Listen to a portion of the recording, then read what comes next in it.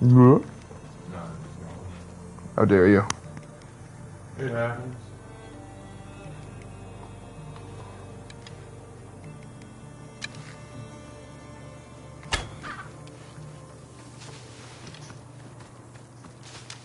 Alright, there we go. And now...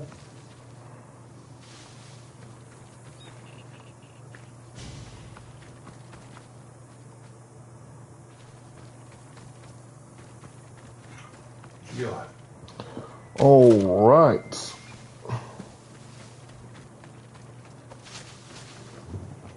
Get you shut up.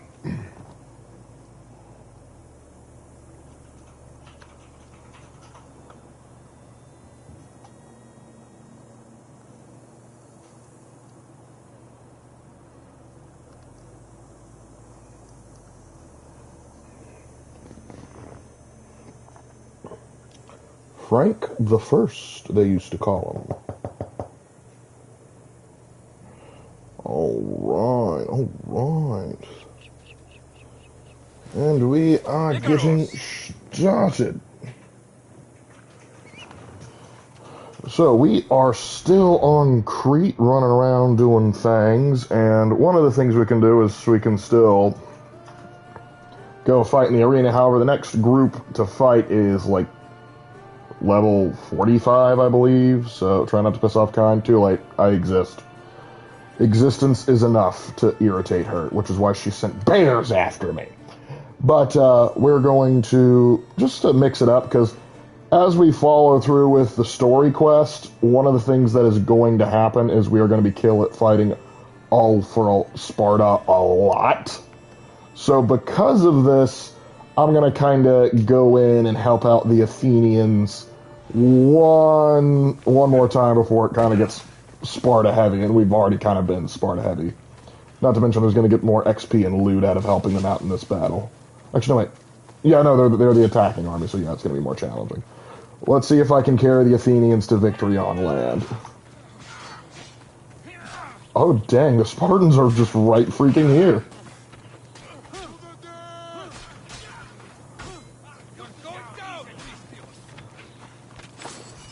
Thanks for the loot, I guess. Hey, bud. Ah, the mighty warrior with a broken spear. Maybe you'd like to join us in decimating those filthy Spartans. Why do you keep Graham doing his weird grand gestures? My blade is yours. You'll get your share of the spoils. But first, are you able to see the new enemies coming to Helldivers 2? Yeah. We played a little bit of it yesterday, and we were like, we agree, those things are freaky, though. What, like the vote stealers or something? Like, they are freaky. Yep.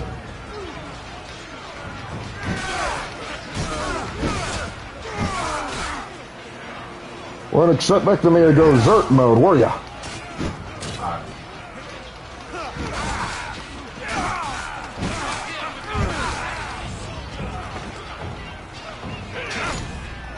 Not today. Oh, there's the officer. Well, after you die. Oh, you're a big boy.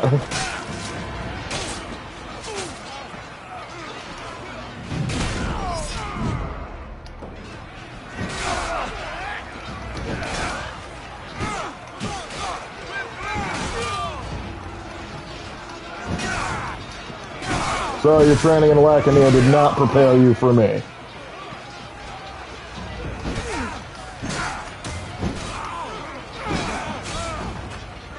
Oh, that's what Kenny left the second comment.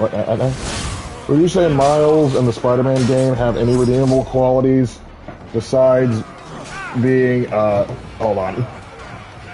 I'll pull up the shout. Yeah, this one might actually be a better you question. Yeah, let me pull up Lark's chat so that I can see what he's saying, because Lark has to go sometimes and it's easier to understand the chat.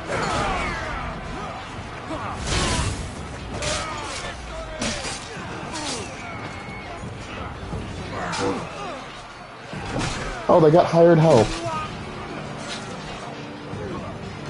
Will you say Miles in the Spider-Man game? Are you done dirtying your spear with the weak blood of the soldiers? Oh, glad. Okay, so I will answer this.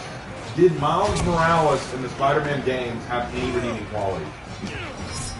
In terms of writing, really no. I mean, he started out okay, genuinely. I didn't have anything against Miles' introduction, but he was very much displayed early on as somewhat of a Gary Stu. Not much of a problem with this kid. Like, I really didn't see much to really gravitate me towards him. All I knew is he's eventually going to become a Spider-Man of his own. And then when the second game hit and he got his spider powers and he became a playable character, I just really found him annoying. I found it very irritating that they just kept very blatantly shoving Peter into the corner just to make him look like a dunce and a loser, and then push Miles into the spotlight.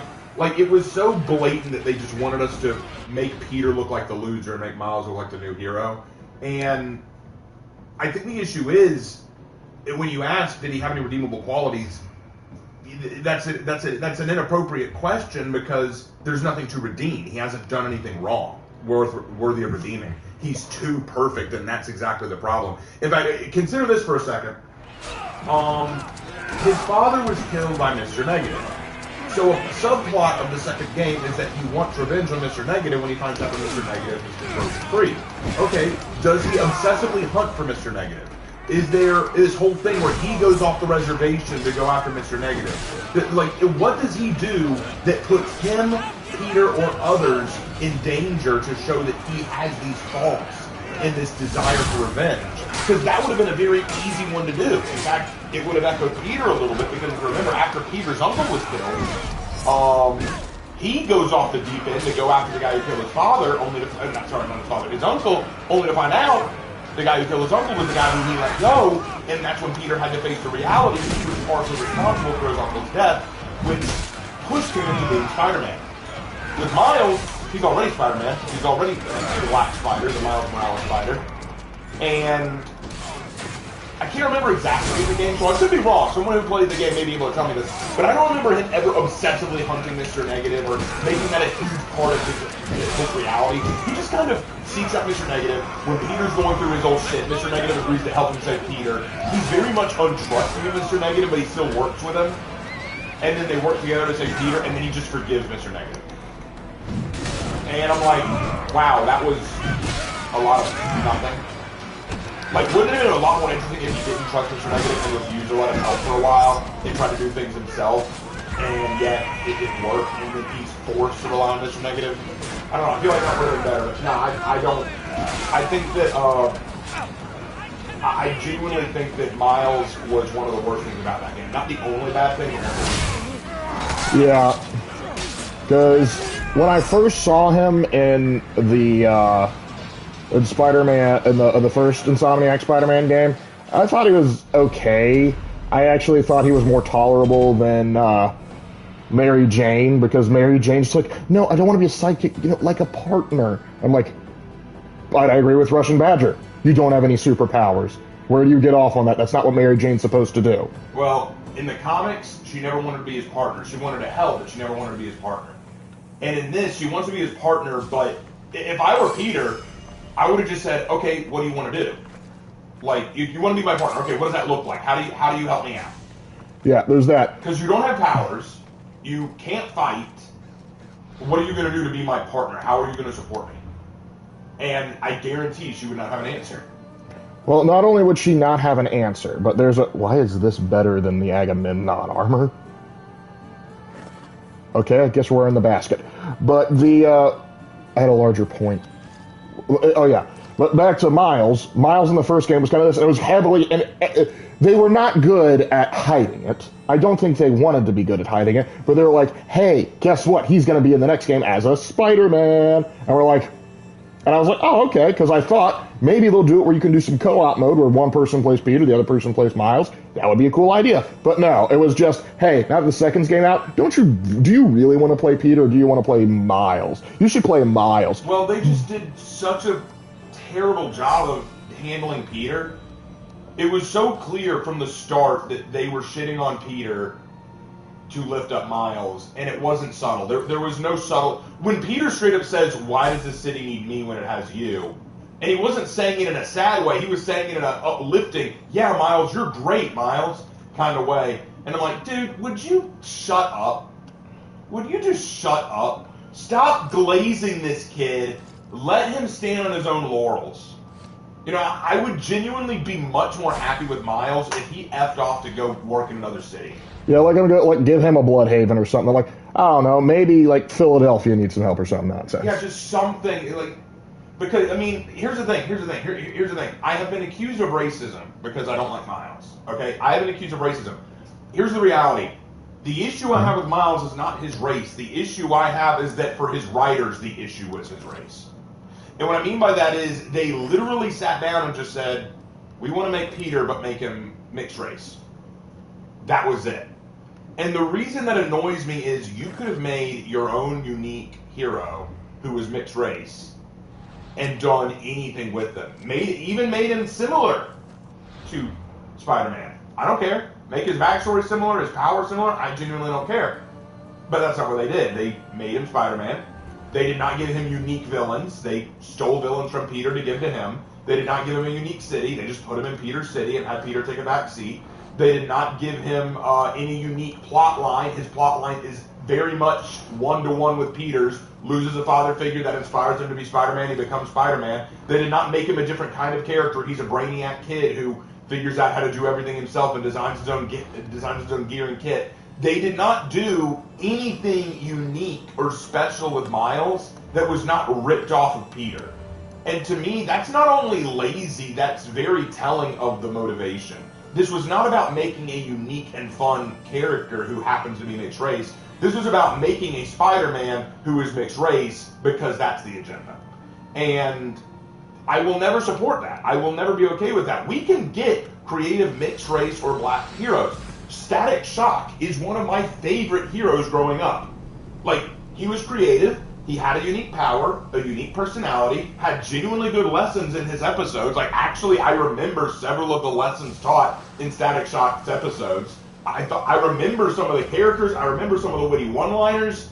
He was a great character. If you made a video game about Static Shock, I would play that till the cows come home. Storm from the X-Men. I don't like the X-Men, okay? I'm not a huge X-Men fan, and I couldn't name half of the cast. I remember Storm, because I'm going to be real now, Storm kind of hot. I was like, So, yeah, I could get behind Storm, okay? Like, there are great, and Blade. Blade was actually one of the heroes that made me really like vampires, because I like the idea of a half vampire kind of character. Blade met that. Blade was really cool. Wesley Snipes was really, really, really cool. And I thought that he played a really great character. There are some great black and mixed race heroes. They exist. But the key was they did not come to these characters and say, all right, how are we going to make a black hero? They came to these characters and said, let's make a really cool hero. They happen to be black. Because if you do it in the first way, we're going to make just a black hero. My fear is you're not going to focus on the hero. You're going to focus on the race. And that's going to ruin the hero because you didn't put effort into the hero, and that's why I don't like Miles Morales. He is just Peter Parker if you made him dark. It's funny phrasing right there. Yeah, Peter Darker. That's I think that's Mal's name for him, Peter Darker. I thought it was... Yeah, someone's came up with that also. What happened? I came here like... someone asked us about, like... It's no secret, me and Raven are not big fans of Miles Morales. Mm-hmm. Even despite his recent popularity, he's had a few movies. I don't care for those movies either. Yeah. We were talking to Jay about those. The first one I thought was serviceable. The end of the Spider-Verse one, it was like we had all these spider people. Like, it was like you had me at Nick Cage Spider-Man. That was all I needed. That was all I needed to worry about. Like, the fact that there's Nick Cage Spider-Man is perfect. But all the other stuff is just like, there's a pregnant, disabled Spider-Woman. Like, why? Well, couldn't you just say, like, I don't know, take maternity leave and then go back to crime fighting? I don't know why. It's like, you have to see her do that. It's like, it's weird. Is there one where Peter's a bum? Yeah, the one where Peter's a bum. And I don't like everything about it, but I thought the animation was clever. I thought there were some good things about it. But again, I'm not a big fan of Miles Morales.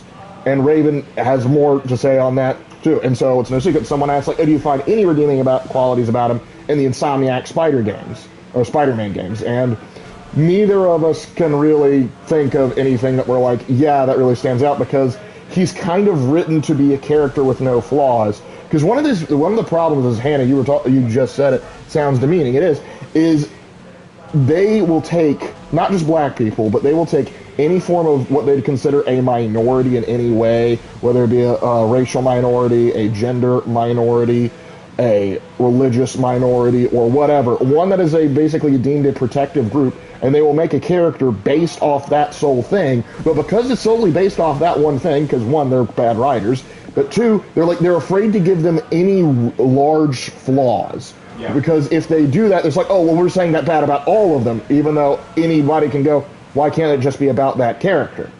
And so this causes a problem where you have a lot of white characters that are given these flaws and other stuff because they're allowed to have them, and they become more interesting. And then later, people will go, oh, well, they don't like these original characters that we've made, right, so we're going to take this one and change it. And then they will ironically scrub a lot of those flaws away to do it. They keep on doing that. Oh, hi, Atla. It's really wild. And then they'll go, well, you guys don't like the actual original. It's like, well, then we'll point out to the ones that were written well that they just didn't acknowledge, like, your Static Shocks of the world. What was the name of the Black Green Lantern, the best one? Oh, God. Hold on. He was the Marine. John something. John... it wasn't Stewart, was it? Maybe. I think it was John Stewart. Yeah. Let me look it up. I'm going to look it, because I love him. He was actually I didn't know anything about Hal Jordan. The first Green Lantern I saw was one from Justice League. Nobody needs to go with Hal Jordan. Oh, hey there, Atla. Yeah, John Stewart, it is right. Yes, that is it, John Stewart. And then there's someone else said it, not just Green Lantern, but Cyborg from Teen Titans. Yeah, Cyborg. He was tight. He was really sick. Mm-hmm. And his girlfriend Bumblebee. I like her too. This is how be real. I'm a Bumblebee. I'm a Bumblebee. But I don't think the issue is, look, if I criticize a hero, isn't John the OG? Because of their race or gender. It is because their writing is bad. If you make the character just based around their race or gender, then that's what I'm going to criticize them for. You just made a character whose identity is their race, gender, or sexuality. And that, to me, is piss writing. You made a caricature and a stereotype. You didn't make a character. I like Black Panther as a written character. I can't say much about that for two reasons. One, I never read the comics for him. And two, I didn't see the movie. The things I heard about the movie were not good, but because I haven't seen the movie, I can't comment. I have seen the movie, and I can tell you this. Meh. Yeah, it was all right, Chadwick. Like, the guy who played Black Panther, I thought he did a fine job. But what was wild about that is people looked at, like, Killmonger, and they're like, man, if only he'd won. I'm like, you realize his plan was going to fail miserably, right? He sent out 3 ships to try and supply people to take out the world. And I was like, so you're not only evil, you're also stupid. And there's and he's like, the sun will never set on the Wakandan Empire. You realize in certain cases the British actually conquered places by accident? Like, they didn't go to India and yes, we'll take it all. It was more of, haha, we destabilized the region. Oh, it was already destabilized? Oh, profits are going to go down unless we stabilize it? Crap, okay, fine. We're taking over. Again, I can't speak to that because I don't know anything about Black Panther. And so I'm not going to criticize or praise. I can't because I don't have the knowledge. Yep. But yeah, it's one of those things. What was that? Burger started ramen 1.5 and he's liking it. Oh, dude, how far have you gotten, man? How far have you gotten in ramen? Ran. I was talking comic version. He married Storm in the comics. Oh, he did. Well, which line? Because I know there's 50 at this point. That's the problem with reading comics these days. There's so many different variations and versions. But and I want to say this again. I really do. My issue has never been black or Asian or Hispanic or female or gay or trans heroes. My issue is before people have. You're on episode 4, okay, of the remake or the original series. Because there's a difference in where you are. There's a very big difference there. But what I was going to say was, people have asked me, hey Raven, how should I write a black hero? And I immediately shut them down and say, stop right there. You're already asking the wrong question. You are already asking the wrong questions. I'm like, write a hero that make them black. Your first question should not be like how do I write a black or female or gay hero? Your first question should be, how do I write a hero? And then we can discuss their hero journey, their powers, their desires, their goals, their interests. and then we can discuss the aspects of their race and their gender and their sexuality. Because if your first priority is their race, gender, sexuality, you've already stumbled. The OG, okay, so you're still relatively slow going, but that's okay. If you were in the remake, you'd already be at Ryoga by now. And that's not, I'm not criticizing, I'm just saying that knowing where you are. Yep. But let's see. Yeah, I started to think about Frank Castle, and here's the thing: I like the Punisher. I agree with him and sort of almost Red Hood's philosophy a little bit more than a lot of it's like this no-kill idea. It's like in certain circumstances, yes, it's like let's try redemption, let's try mercy. I get that, but in certain cases, it's like the Joker doesn't like we've tried, it did not work. Shoot him. Just shoot him. There was literally a comic where Batman saved Joker from the Punisher. And I'm like, dude, all you had to do was just wait a second. You just had to wait. Just wait, and a lot of problems would have been solved. Yeah. Obviously, the reason they make Batman not kill his opponents is so that they can show up later, so they can keep being the same villains. Because the villains can be as marketable as the hero. We know the reason, but still. Yep. And now, boys, we're gonna go hunt down a hyena. Yep, I saw you, Jax.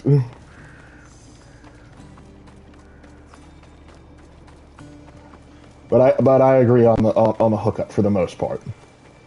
The doc I don't let when he shows up. I'm like, no, you don't need me. Their gender really has an impact on their journey, not completely, but yeah. Well, hold on, time out. I'll address that, the gender aspect. So, let me put it like this: if you're telling the story of a hero who is a girl, who is confronting issues that a girl would confront, then yes, the gender matters.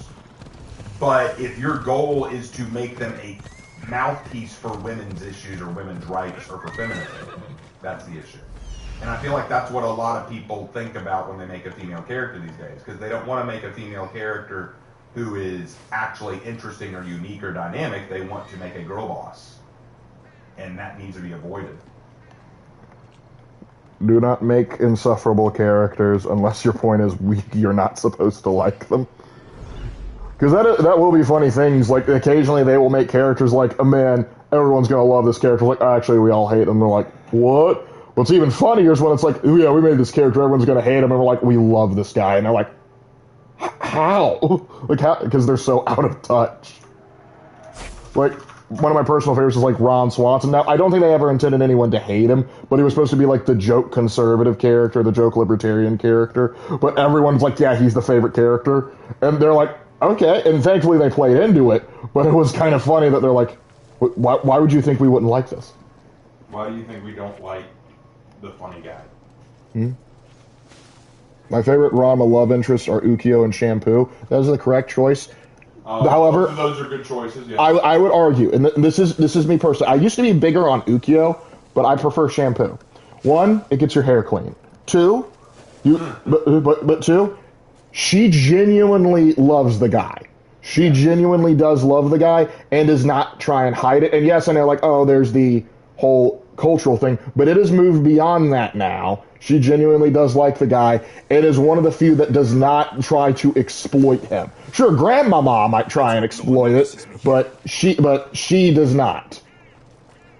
Well, she'll be underhanded to try to get. She can be underhanded, but Ukyo will just straight up exploit him. Well, the problem is, Ukyo, I feel like she claims to love him, but she doesn't demonstrate it like Shampoo does. Well, she doesn't really, like, I never got the big sense of, like, there's love. She just, like, because even when they were kids, she was just like, I'm going to beat that jackass. Yeah. And what I love about that is Ranma is so sheltered's the wrong word, but so devoid of human contact. He thinks that's playing. He thinks that is playing, which is, in a sense, kind of sad. Well, yeah, Ranma's one of the saddest anime characters. Yep.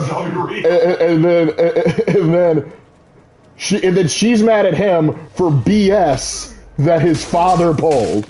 And then the fact that that his a-hole of a father was able to flip it back around on him is absurd. Well, the thing is with Shampoo, here's the problem that Ranma faces with this romance. Akane's the only one who really gets chemistry. In the manga, not in the manga, by the way. Yeah, that makes sense. In the manga, they actually have chemistry because they spend the most time together and they have the most dynamics. What usually happens is the other girls, Shampoo, Yukio, Kodachi, all them, they just show up with schemes to win Ranma over, but there's no chemistry that shows them growing a connection. So it's very clear that the story wants us to put Akane and Ranma together, but they clash and butt heads so often, you have to go, why should they get together? Yeah, and in the original show, there was so much... It was so much worse, yeah. Yeah, like, you genuinely thought, why would I root for Akane? I actively do not like her. Which is why you want other characters to get with them, even though they objectively have so little chemistry. But yeah, no, it's one of those.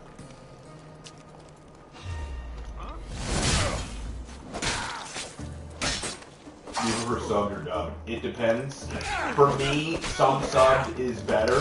Like for example, I once heard a good argument like this. If you're watching an anime that takes place in the real world and in Japan, like real world Japan or samurai era Japan, watch it in sub, because the complexities of the Japanese language will be on full display, and it will be a lot better to have it in Japanese to get the authentic experience. But if it's taking place in a fantasy world or in an alternative world, especially if it's medieval European, as many isekai like to do, make it dubbed, because Japanese complexities and intricacies will not be present in a world where they are not supposed to be. Like, for example, you'll have a lot of words in English that just do not exist in the Japanese lexicon, and the Japanese version will not be able to capture them as well as an English version would. So, like, for example, take something like an old country bumpkin becomes a master swordsman, one of my favorite anime to watch right now. I would say watch that in dubbed. Not only is the dub good, but it captures a lot more of what I would expect from a medieval European style nation. But then if you're going to watch something like, say, oh god, what was it called? It was that one about the girl, the lady who becomes a NEET. It's like reforming a reforming a need or something. Yeah, reforming a need. That one you could watch probably in sub and get a better experience. But it really depends. And now, if you're asking which I prefer from Ranma, for the original, I watched it in dub because it didn't really matter. That's what we could find on YouTube when we were kids. Yeah, but if you're talking about the remake, I would watch the sub instead. And I made a whole video as to why. Yep. And also, you have to, if you're watching the OG, you have to watch it in dub so you can see one of the earliest roles of Cadillac White Man. Yes, god damn, I still think that's the funniest thing. Every time now, we go in like to join the commands. Why should we let you in? I don't know, Peachon. Why should we? Let me in? You can just listen here, you little shit. Listen here, you little.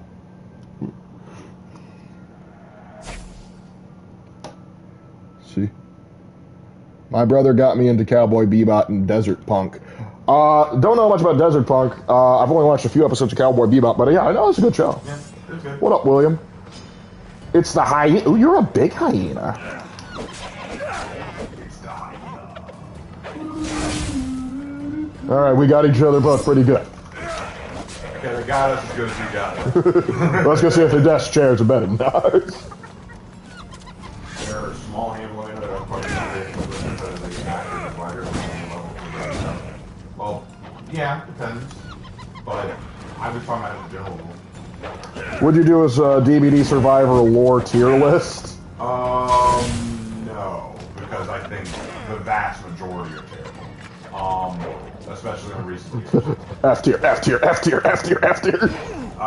Besides, I'm kind of on strike against Dead by Daylight right now because I genuinely feel like they have pissed on their own game, and I just will not support them. Not until they make some real changes, which I don't see them doing. Ah! Oh no! Get off me! Wait, that was the worst you had? You let me hit you with that attack? Are you for real? For real? Can you believe it? Miss me! Miss me with that bullshit. You're not a gang member, you're a tourist.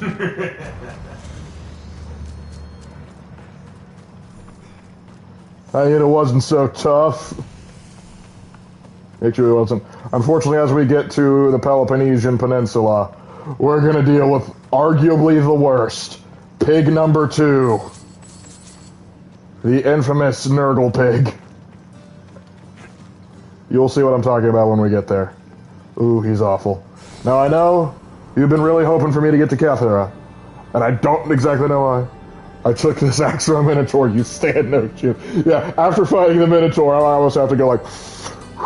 But I kid you not, I would rather fight the Minotaur again than fight that fart pig. But we're going to fight the fart pig once on our own, and when I inevitably die, I'm going to get help. And you will see how I get help. It is probably the most broken-ass jerk way of winning, but I don't care. Even if I have to commit war crimes, it's going to happen.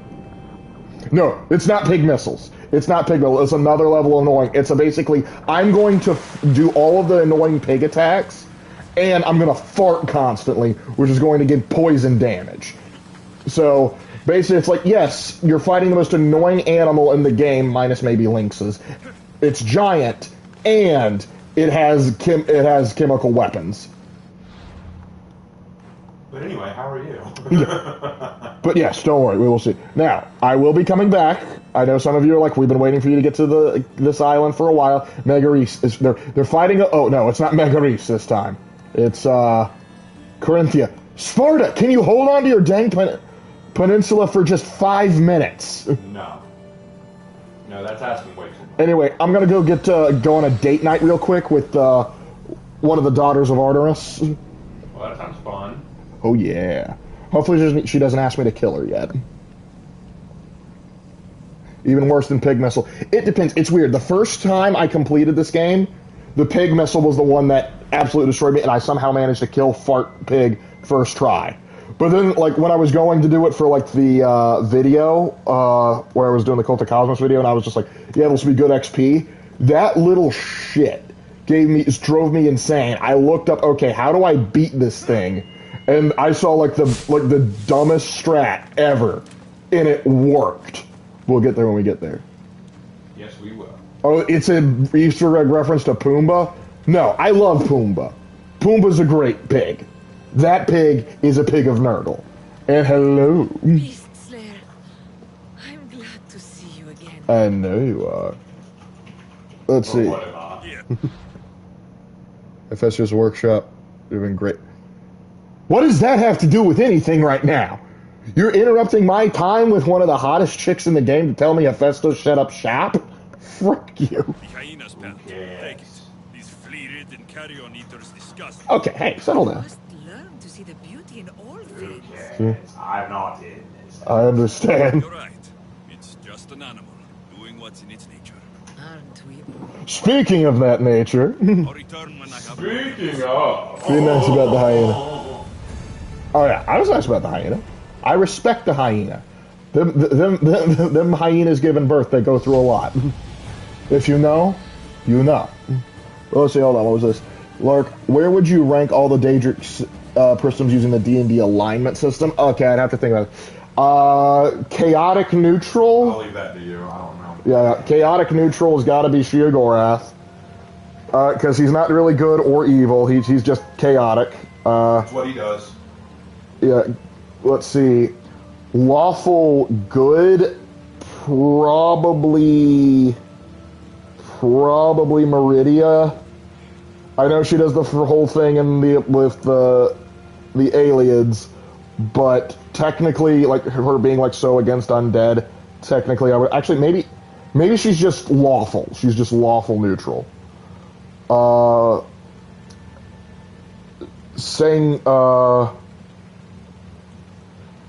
Sanguine might be chaotic good if the closest to Daedra can come to it. Azura is probably lawful good. Yeah, that's what I'd say. She's the only one I remember. Yeah. Boethia is chaotic, probably chaotic evil. Molag Bal is probably what I would say neutral evil. Who would be lawful evil? Who would be lawful evil? Vermina, maybe? Again, this is something I'm going to have to think about. You hate those questions that force you to have to really think. I didn't want to think, man. Why are you making me think? Alright, let's see. I need to improve. I'm improving my rush assassination abilities. No, I don't want to get caught with my pants down again. Or my chitin. Let's see. Jigalag is lawful. Yeah, you're right. You're right. I wasn't even thinking because he's like, I almost put him on a cinema. Jigalag would be it would just be lawful neutral, which we'll push Meridia up to. Here's what we'll do. We'll push Meridia up to lawful good. Just sometimes that can have negative consequences, as we know. Lawful stupid exists. We'll put Azura into lawful and not to lawful into just neutral good.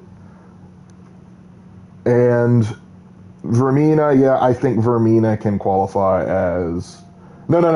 We'll put what's the fricker's name?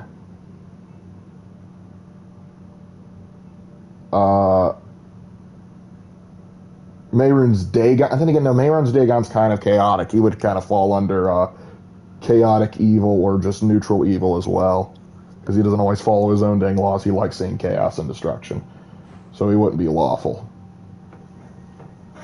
Are you aware of the extended alignments? Not to any great degree. Hey, sorry for the TARDIS. Oh, you're fine. Oh, you were playing chess? Not a problem. And it's not like I'm going, hey, I did a roll call and I couldn't help but notice you weren't here. We don't allow that here on the Lark stream. You have to be you can't be truant. If you don't know, we can't tell you right now. The lines are taped, Tommy. But yeah, let's see. Who would be lawful evil? Maybe Mehrunes Dagon might be, because lawful evil doesn't necessarily dictate that you follow the law, but you have like your own code. In which case, I might switch around Boethia and Mehrunes Dagon. Sorry, Professor, I'll do better next time. Professor! Ooh! I've been promoted. Alright, now, I have been getting a bit of actually, no, Blacksmith first, then Quest Line. Hold on, we have two here. A God Among Men and and Idiot Hunt. Idiot Hunt sounds fun. We'll do that one first.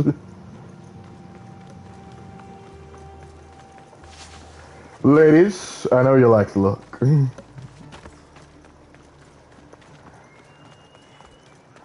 like a wild man. Sorry.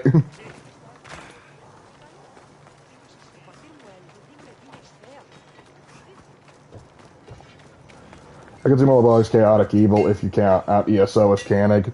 I think it technically is, but I put him as neutral evil because dude does like. Keep in mind, he allows vampire clans to exist, so he's not like complete chaotic. He is just straight up evil. Say there, breezy boy. Let me know what you need.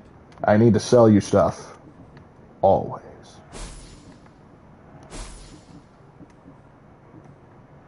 Wanna be your sledgehammer?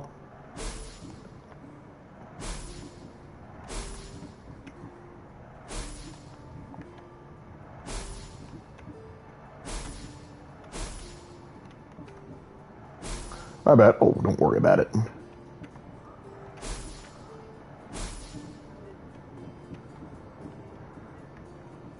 frankly, my knowledge on modern games is so awful. That's right. It makes you feel a bit like one of the most commonly asked questions at the beginning of the year for my students is like, "Hey, do you play video games?" I'm like, "Yes, I do." Like, what do you play? Like, what's your favorite? Like Skyrim, and they'll be like, "Oh, I've heard of that one. I've never played it." It's like, but have you played like Rocket League? No. Fortnite? No. FIFA? No. Roblox? No. But don't worry, I don't leave them uncultured. I make them play Oregon Trail. You will die of dysentery. Who has the worst riding behavior in AC games after Black Flag? Who has the worst riding in terms of worst riding behavior after AC? Okay, so I say Unity was Unity and Syndicate were both very poorly written. Origins had some good writing here and there, but the overall plot line, I don't think they entirely knew what to do with it, and it shows. Like there's a clearly like the whole like, yay, like I missed you so much, my beloved husband. Few chapters later, like, we're getting like we should get divorced because the gods clearly don't want us to be together, and I'm just like, why? What's the reason why? I don't realize why. This is one of those where it's literally the divorce came out of nowhere, and I'm confused. But then Odyssey, the writing for Odyssey, I'm not going to pretend is like super deep or gray or anything like that. It's salvageable. It's serviceable. It does what it needs to do. It's just a story. They know they're not like we're not writing Shakespeare here. It is what it is. Valhalla's writing was awful. It was 110% awful. I sell all the stuff. Remember that Final Fantasy guy showing up split-second AC?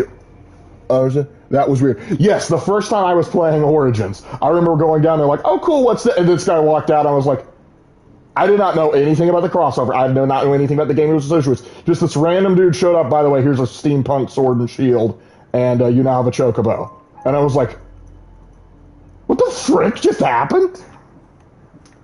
It was wild.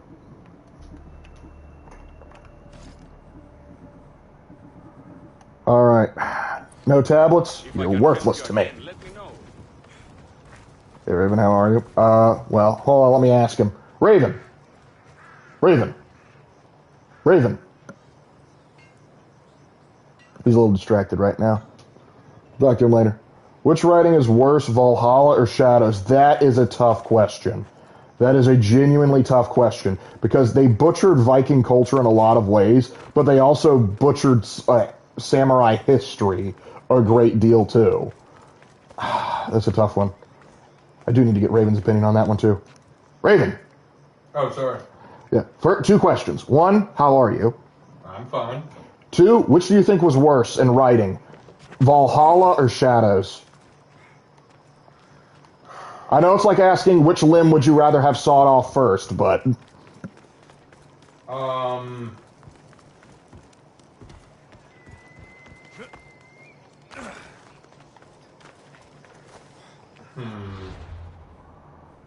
It's a good question.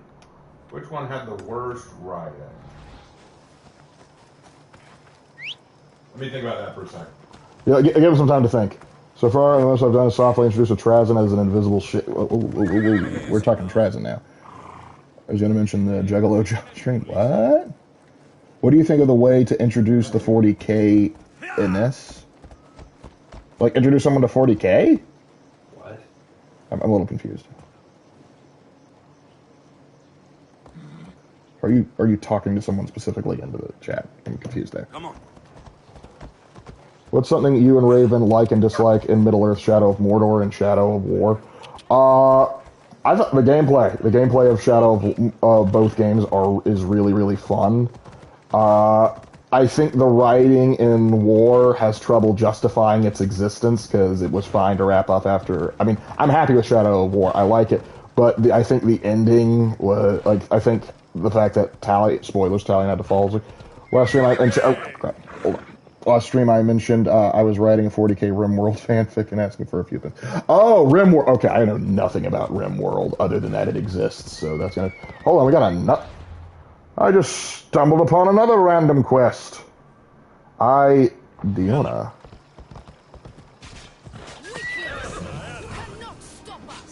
All right, hold on. What is this?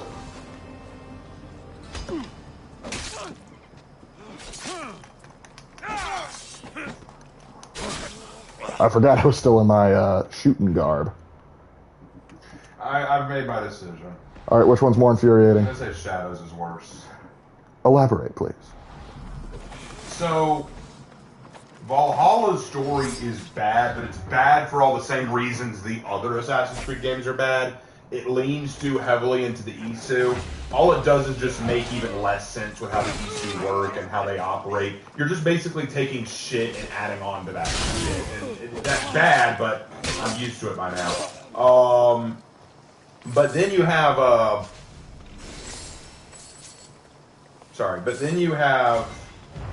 Shadows, which literally had you had it all. You had it laid out for you. It was the easiest thing in the world to do, and you botched it. The writing problems with Shadows have nothing to do with the Isu. They have nothing to do with anything outside of the Animus, because in Shadows they abandoned everything outside of the Animus. They don't even talk about anything outside of the Animus. That was the smartest thing Shadows did. But by abandoning that, you were like, okay, you've got it. An Assassin's Creed game taking place in Japan during the feudal era. This is gift wrap for you. Don't screw it up. They screwed it up. You had the key to victory, and you ruined it. To quote someone that they said about General Bragg and I think it was General Bragg in the Civil War, it's like he was able to snatch defeat from the jaws of victory. Essentially. The cult. Tell me all that you know. Basically, Shadows is definitely worse. William agrees with you. Be safer in the city. Escort me? All right. Yeah, Jackson, I do remember this quest. I do remember it. And it's going to lead me to take out occultists. Let's go. You can tell But I'm me not everything spoiling you it know for about the anyone. cult when we arrive. God rain wisdom, that person pulled out an umbrella precisely.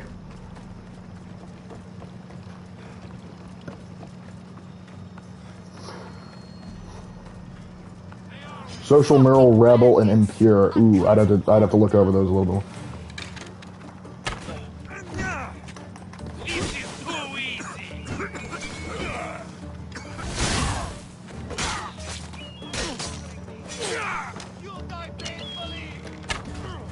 I'll die painfully. What do you think I'm gonna do to you, bud? Quit dodging. There we go. The longer I have to chase you, the harder it's going to hurt. I know that Talon, he becomes Nazgul after Celebrimbor tried to be the next Sauron. Yeah, that's why. That's a big narrative problem with him. But the gameplay, man, oh, the gameplay is so much fun. Like, that's why occasionally, even despite that, I will go back and like start a new profile because it's fun to go around and start making my orc armies, and then get mad when they're really tough, and then I send them to go fight in a match, and they're like, I don't want to fight anymore. I'm just going to stand here and take it.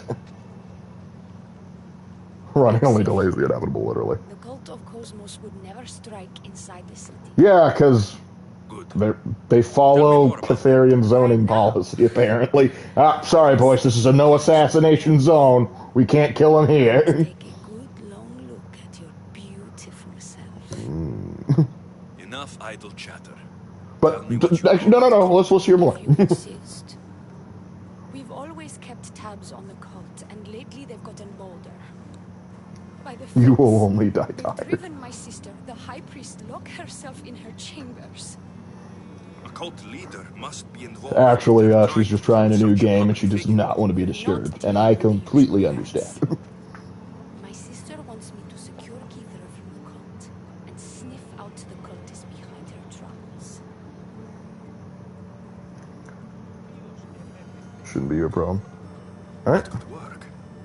Your sister sounds smart. I remember you like the Daughters of Artemis. I like Daphne. Unfortunate, but her plan is still good. Then help us secure Kithira and root out the enemy. By the fates, you've seen what can happen. I can't do this on my own. Are orcs masochists in Shadows of War? No, they don't like necessarily getting hurt.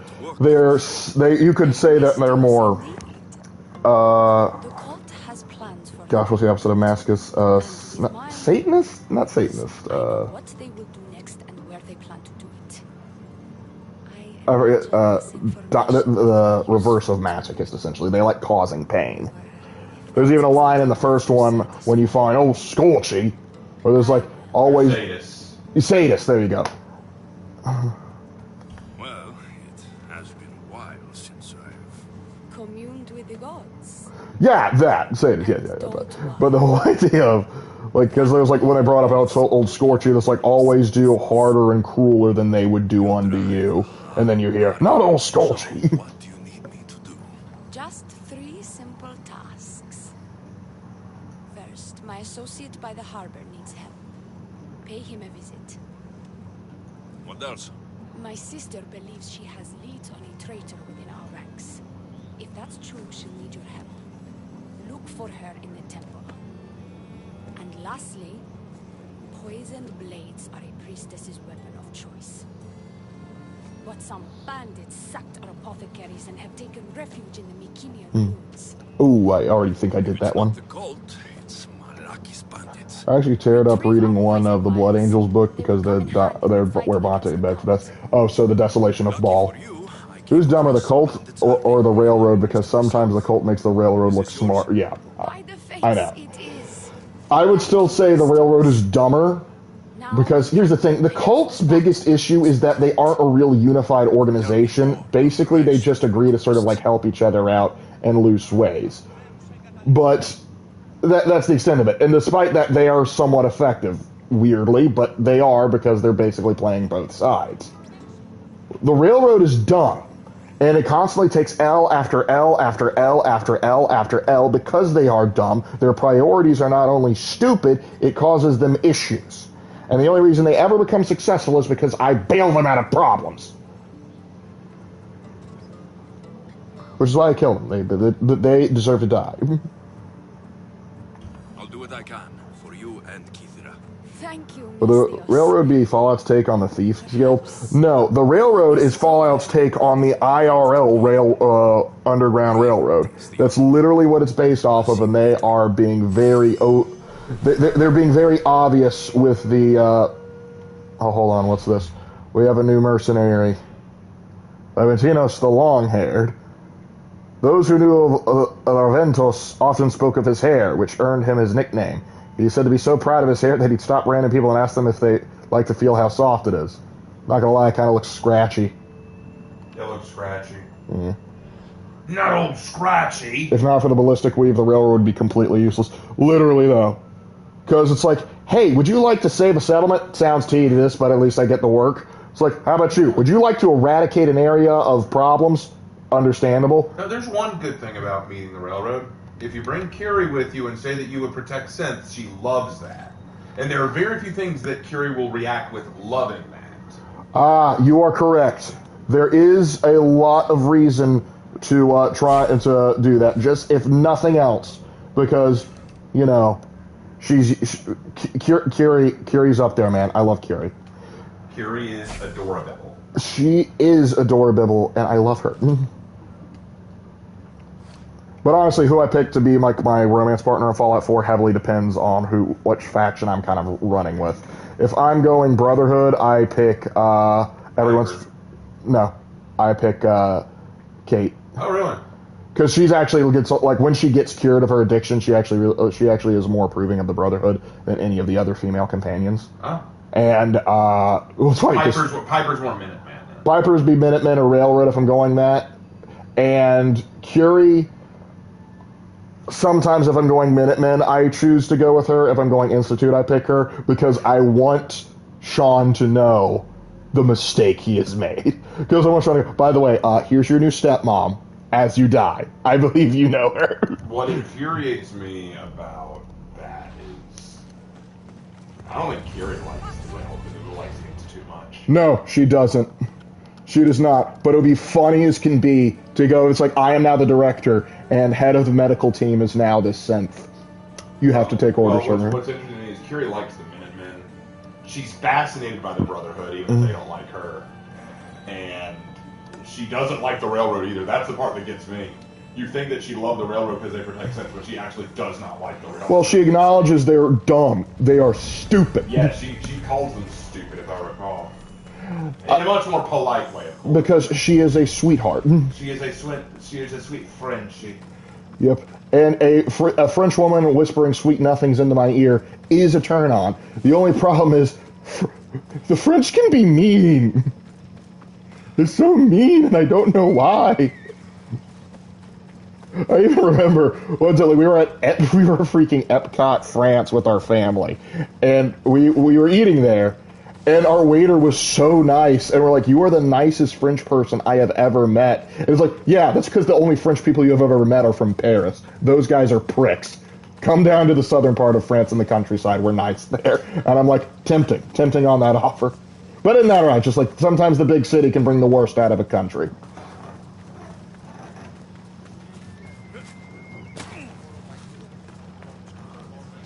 Hello there, Harbor Master. I've heard you've been harboring someone. You're the harbor master? Curie is lawful good. She's lawful cute, which is even better.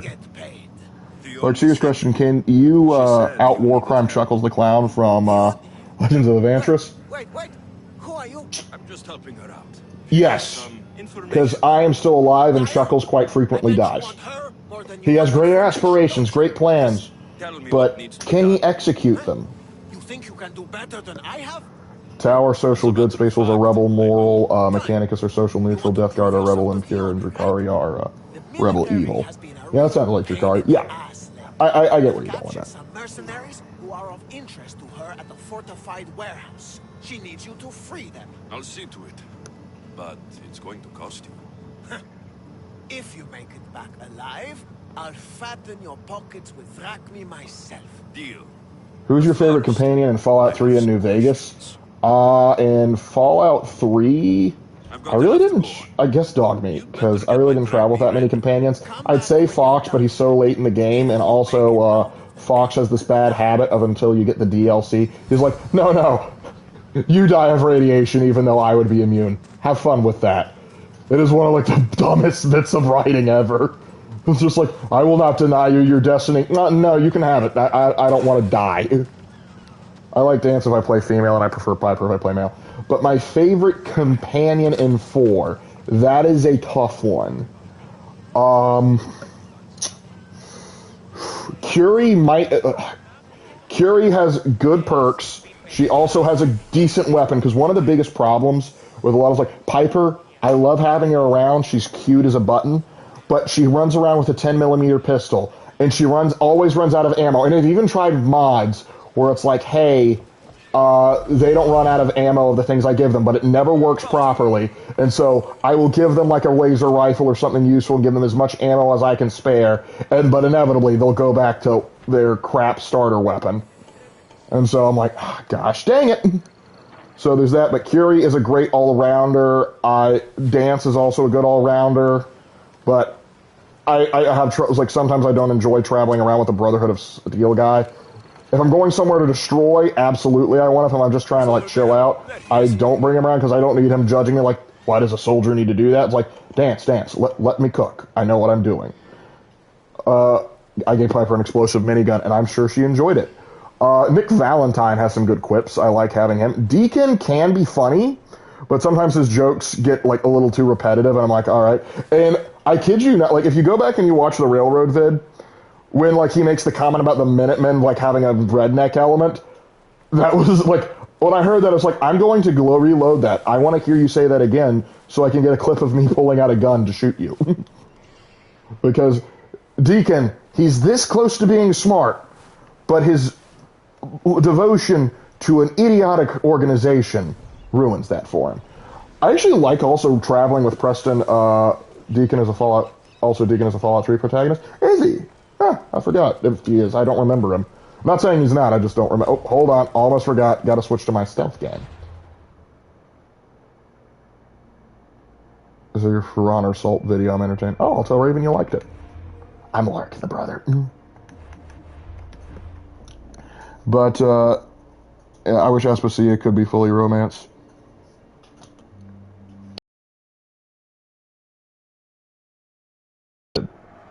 But I suppose having the option would have been nice. Kind of weird though. Sorry, Pericles, I'm stealing your girl. Oh, I'm stealing your girl, Pericles. Then again, he's dead at that point. But still, it's wild.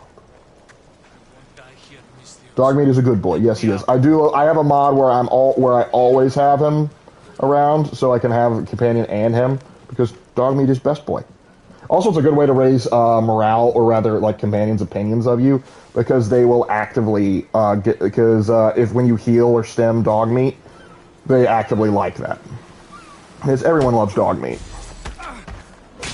But, oh yeah, I was saying, Preston I actually really enjoy, because he is decent in a fight. He also has a knack for picking up weapons and actually being useful beyond his laser musket, and his laser musket is honestly pretty good. And also, if you're doing Minutemen quests, it helps. You shut up. I'm cooking. So yeah, Preston is actually a really good choice. People give him crap because they don't carry him around as much, but it's really easy to go, oh hey, we knocked out this thing. People are like, why don't you go do it? And the other question is, why don't you bring him along? Whoop.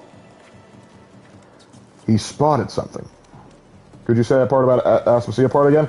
I said that's a bold choice. I would understand the option, but it's just like, hey, Pericles, I'm gonna steal your girl. Preston also has a really useful perk. Yeah, he does.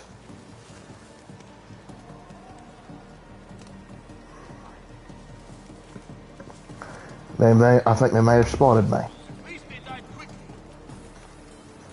Also like McCready. I have never really worked much with McCready.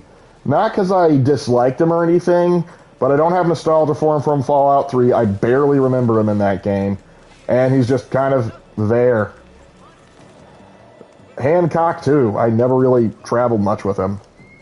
Who's your favorite wife in Skyrim? Modded, Serana. Unmodded, I kind of agree with Raven on this. Mjolnir the Lioness is a pretty good choice. Ysolda is kind of good one. But ironically, the first one I ever married was Camilla, I believe her name was, from Riverwood.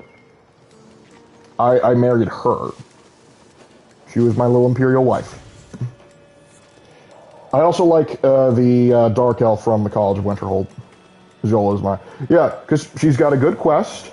With the mods I run, she looks great, and you get the benefit of that poor guy. I can't remember his name because he's not worth remembering, but basically follows him around like a little puppy dog, thinking he's going to get some, and then here I come, the literal Dragonborn coming to steal his girl. And if you choose to live in Miola's house, he just has to be there and watch.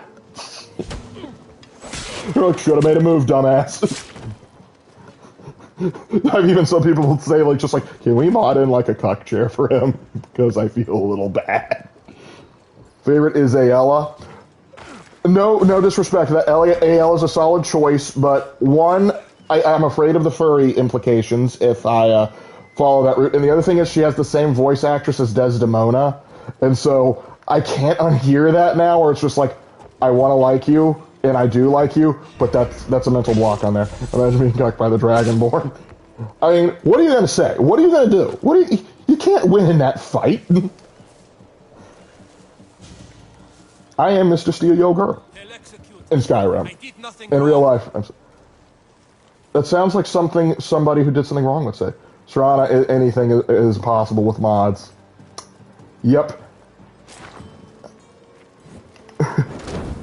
Because you guys have seen me play Skyrim. You know how I operate. Oil up Akabiates and set them on fire. That name doesn't ring a bell. Camilla? Or are you joking like, Serana? Never heard of her. Too busy being with a werewolf. That's so fun. Here's the thing. Ayala came out late. Ayala came out beforehand. And I don't fault them for like going back to similar voice actors, like because Nick Valentine is several people in Skyrim. I think Nick Valentine is probably his best voice, because it's the most unique, and the most time he gets to, like, flesh out a character. But, still, I think it's good. You even see Harkon in... He's actually one of the he's Stockholm, the railroad agent, which is so wild to see him go from playing this vampire lord of legend to I'm the old guy that helps the crazy coots liberate the vending machines. It's just, it makes a man do a double take. That's all I'm saying.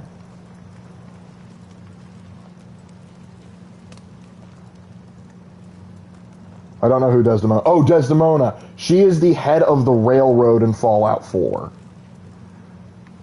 And if you don't know who that is, you're better off. But if you do want to know who that is, I have a video for you. Hey, buddy, catch. Oh, you're tough, are you? But you're not tough enough. I don't know why I switched into an Asian voice there.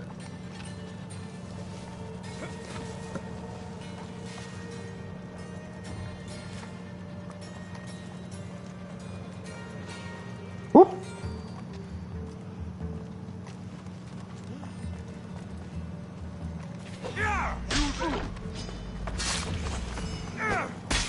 Oh, baby. Oh, my goodness. Keep eyes on them. Yes, do keep eyes. How'd you find me? Doesn't matter if you're going to hell anyway. Oh, I'm sorry, Hades. Let's get it mythologically right.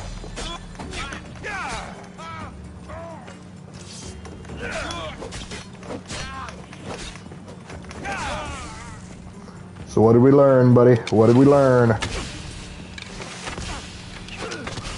Oh, you think you can outshoot me. But can you outstab me, son? You are really putting up a fight. Yes, I am. Watch this magic.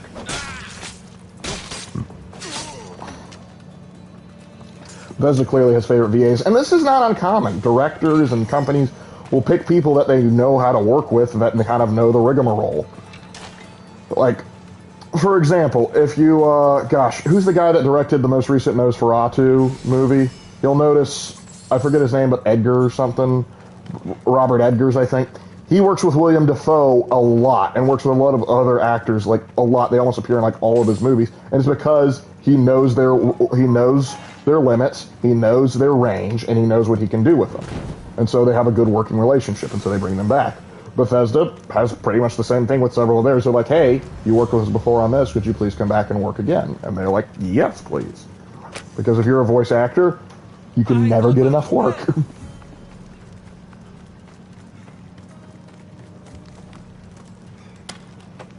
Come on out.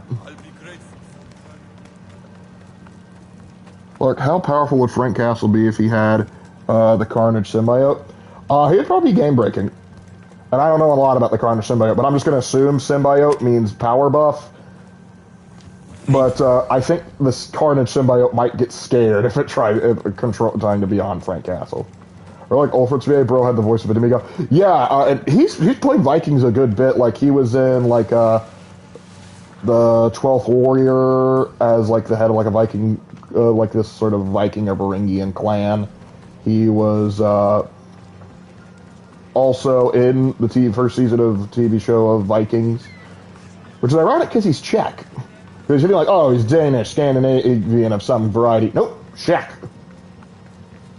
My favorite of mine is Freya, but like Serana, she can't be wet. Oh. I hate it when they do this to us. It's like, you see this amazing girl? Yeah, you like her? Yeah, she's not a romance option. Why? Because fuck you, that's why. Right, I went to the Odyssey, and it was okay, but the transformation into a pig was creepy. That's one of the few things I actually kept from the original thing. My preferred Odyssey, to keep it on a positive note, is the television one from the 90s. Not great budget, not great effects, but they keep it pretty good. I freed the prisoners at the military camp. There were 3 of them.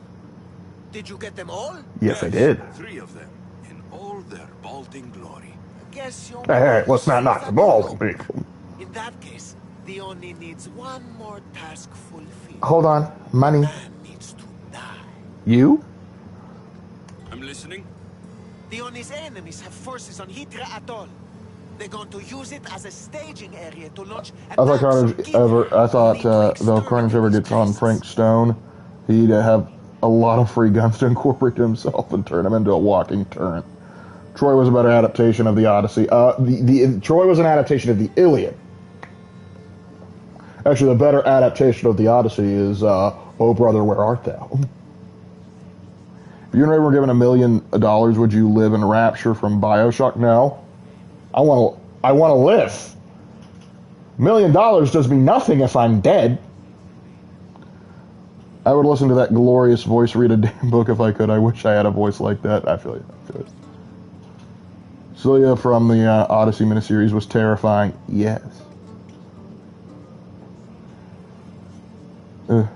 Odyssey. Oh, okay. I see.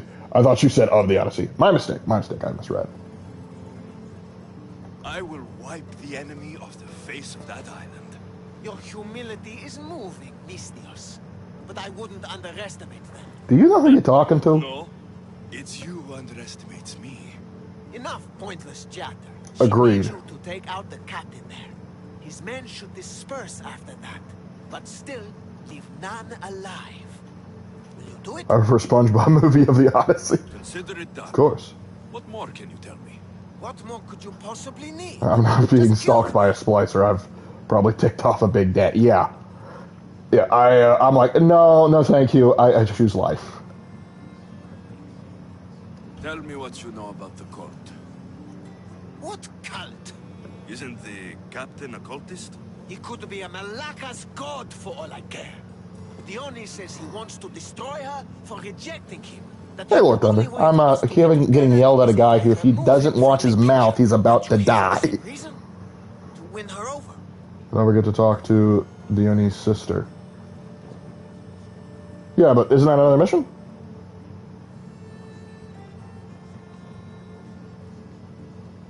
Alright. She's already mine. And after I slay the captain, which you failed to do, you'll be forgotten. You couldn't have done it without my help. Dione will appreciate all I have done for her. She can't just forget about me. Who are you? Sure she does. That's all I need to know. Also, Andrew Ryan hates religion and arrests anyone who Excellent. Go. follows one. Yeah, we would get along. Talking to Dione anymore. Or what?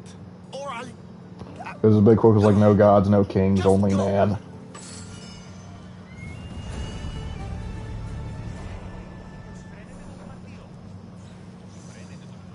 Not exactly, it's still part of this quest line. Toll order. But yeah, okay, we'll go and check on her in a bit. After we go and eradicate everything on that island.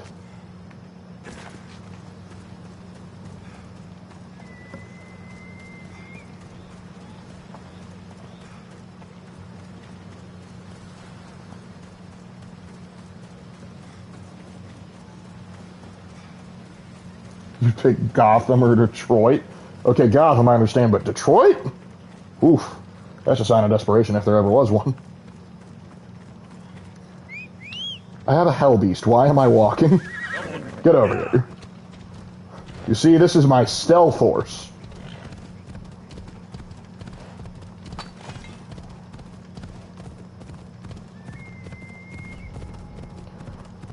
I'm here to pose for a Meatloaf album cover, everybody.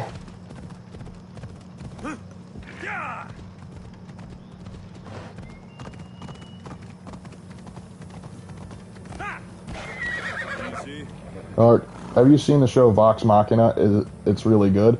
I've seen the first season. I need to finish watching the second. And I like it. I do have some questions, though. Particularly about some of the world building. Where I'm just like, I'm sorry, what? Like, it was at the end of, like, season 1, and it just threw me for such a loop. I was like, it literally, like, because I was actually really invested with the storyline. I was enjoying it, watching it, having a good time. And then, like, they dropped something that, like, made me go, huh? Like, so, for those of you who don't know, what, the other quest on the island gets up in the Cyclops fight gets you to another land. Oh, yeah, I know the Cyclops fight.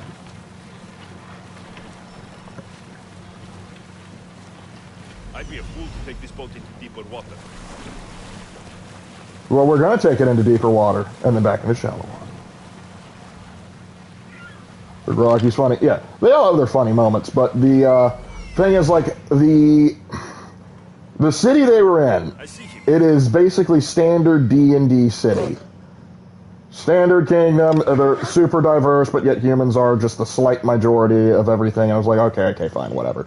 But you have this king, and he seems to be doing at least a semi-okay job, but then he gets hypnotized by a vampire, you know, as you do, and that becomes a plot point. Then they run off, go fight the vampire and Dami Mommy, which I call her that because I can't remember her actual name, and Dami Mommy sounds funny to me. They win, they come back, vampire thing is broken, and he goes like, because of my failure at getting, becoming hypnotized, I am stepping down as king, and we're going to make this country a republic. And I was like, no king's doing that. Your royal council would not let you do that. Because they're like, excuse you? What do you mean you're going to do that? It's unthinkable. Like, you don't just have a monarch who has been ruling his entire life and feasibly doing a good job just suddenly go, yeah, I'm going to endorse a republic, unless they are being forced to. And he was not being forced. He was just like, we're gonna make a republic. And I'm like, why? It completely breaks the immersion for me, because it's like, no, that is not how that works. I refuse to believe. I finished D&D session with my cousin. Oh.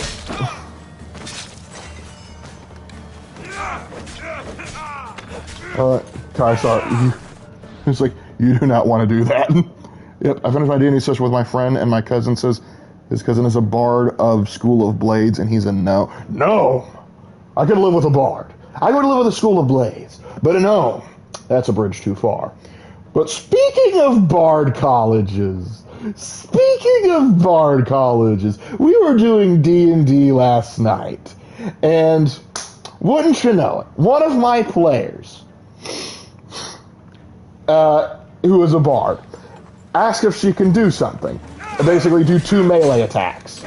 And I had forgotten, it had been a while since we had played, so I was like, okay, can you do that? And she was like, what? Like, attack twice? And she was like, I think so. And I'm like, no, what's your subclass? What college are you from? And she's like, I don't know. Now, Hannah,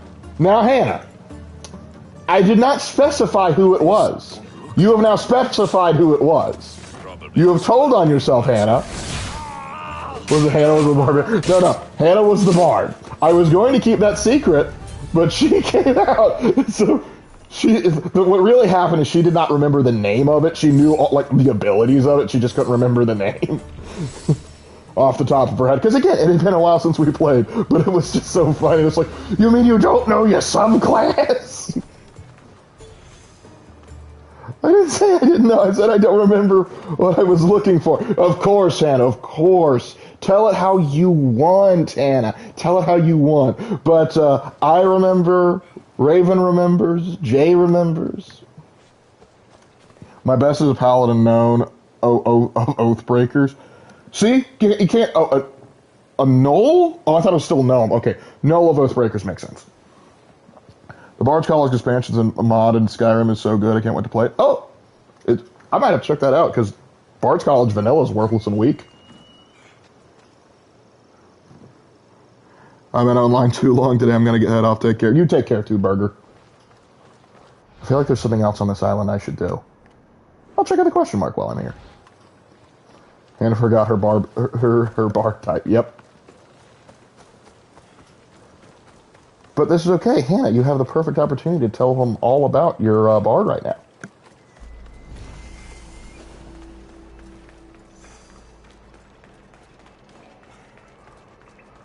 Ooh, glowing mushrooms. Dive. Good thing my eyes adjust to darkness super quick underwater. Observe audience, this is what a healthy friendship looks like. Exactly. Are you implying I would be abusive to my friends? Only every chance I get. Because as my father used to teach us, life is expensive, but abuse is free. Zero Period Productions made a quest walkthrough showcase on YouTube. Alright, I'll have to check it out later. Why does Santa sound so angry? She's less angry, more flustered. It's because we tease her. Because occasionally she will do silly things and we'll go, okay. Like, another example of something was, now granted this was in character for her character, because she was playing, it was her first D&D character. She was playing a lizard man cleric. And her lizard man cleric was, she likes biting things. She likes going nah. Which, understandable, because she was playing a younger character. And so they were outside of this place that had a bunch of boars. Now, a couple of these boars were like were boars or whatever. Like, they could transform into, like, these big orcs. And so, if they just chilled the boars alone, unless they did a very specific action, they weren't going to attack. Hannah's like, I'm hungry, I want bacon, I'm going to go bite one of those things. And so they aggroed this giant army of boars, and they were just like, Hannah, why did you have to bite it? And she's like, I wanted bacon, which, fair. Do we all not want bacon?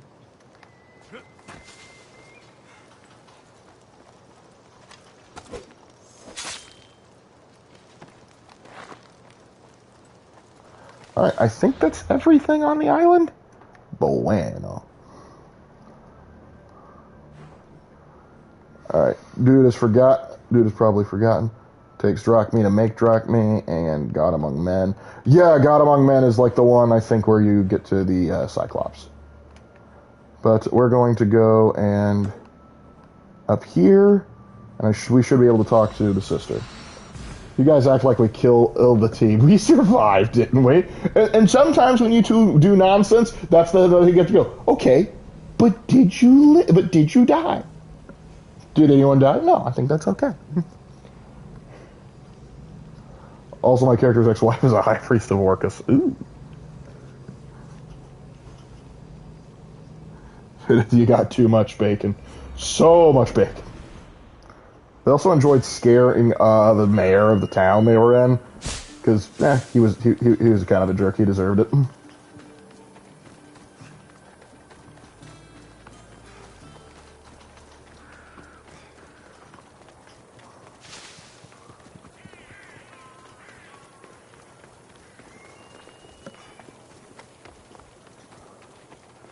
Let's go see if we can sneak a peek at the sister. Were those the guys I rescued? They're out to the now. Did you die? But did you die? Oh, then I have to show off my drip to all of these peasants. That's right, do you have a horse from the underworld? I didn't think so.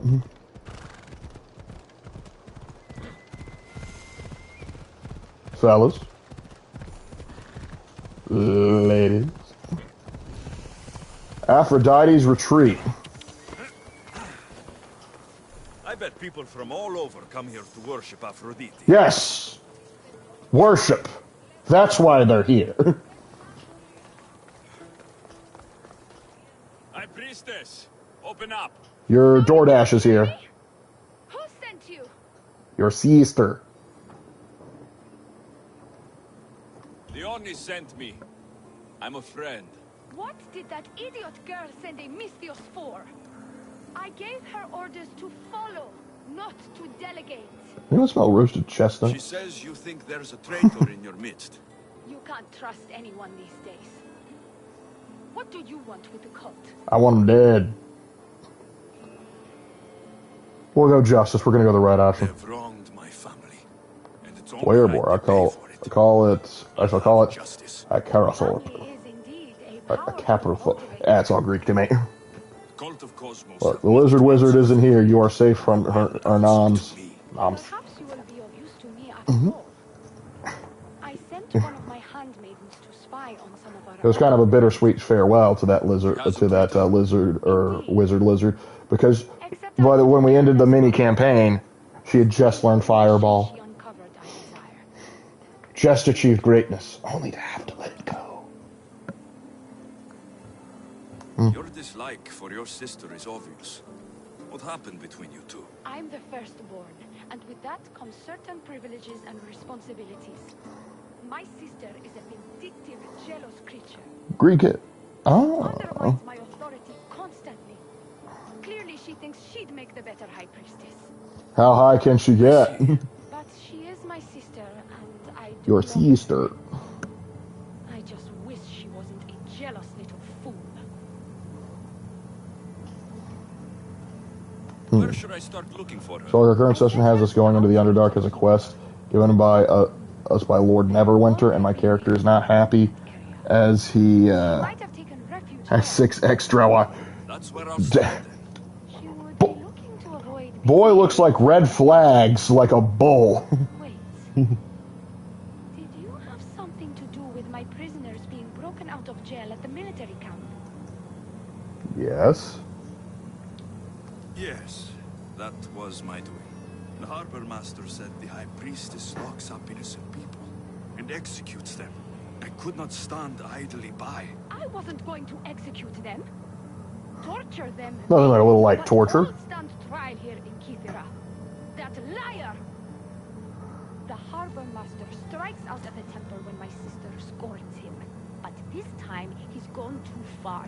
Oh. I'll overlook your involvement in this. Just make sure you get me that information while I deal with him. Promise me you'll kill him. I'll get you the information your handmaiden found. Good. I'll make it worth your while. Now go quickly. She was last seen east of the Green Hill. Alright, so I talked with it.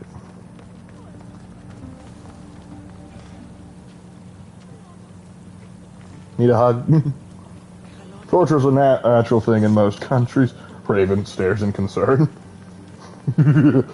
I once tortured an eel and its family in a D&D session. That was wild. Yeah, it's a good game. I would argue Odyssey is the best of the RPG Assassin's Creed games.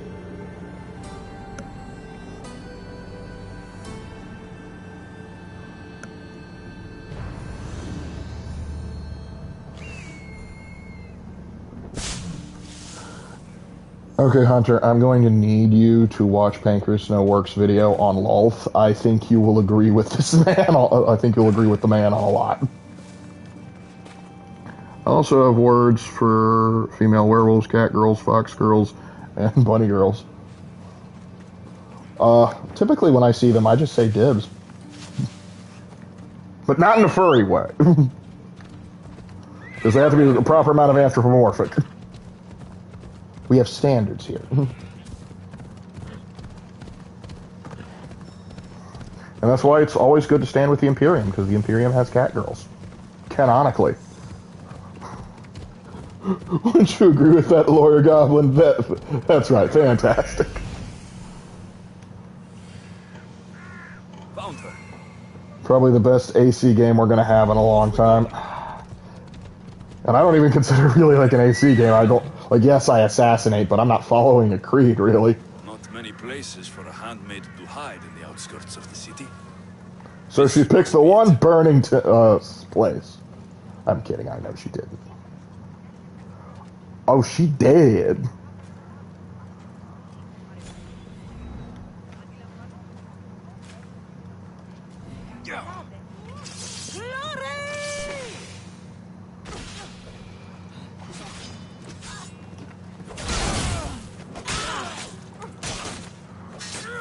Thought I'd call a lieutenant in to help. Whoa!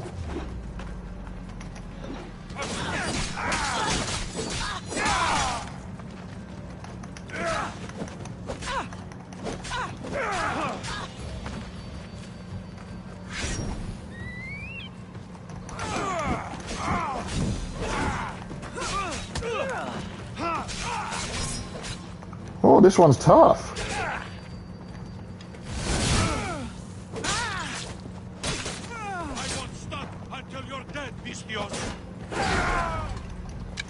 You're saying something hilarious.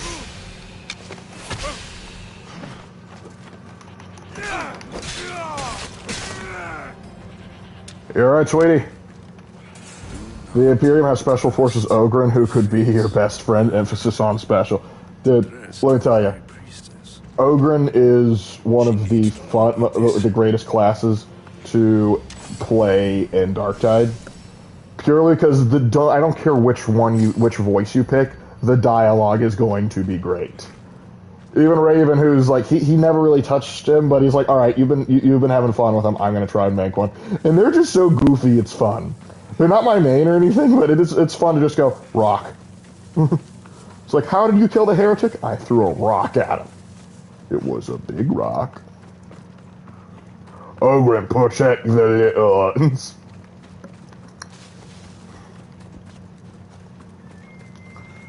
Because who doesn't like Ogrens? If the Ogren doesn't like you, you're probably not a good person. The Wolf, I get where that one comes from.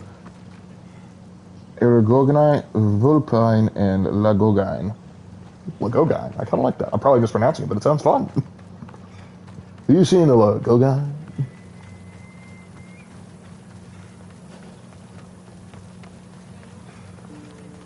Which class is the weakest in Darktide late game? I would argue weakest overall, late or early game. Ironically, Veteran.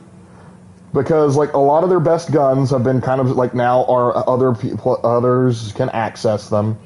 They don't have their standout ability isn't that fantastic. The best thing they have going for them really is that they can like regenerate grenades every 60 seconds depending on what grenade you picked. But they are squishier than a lot of the other classes.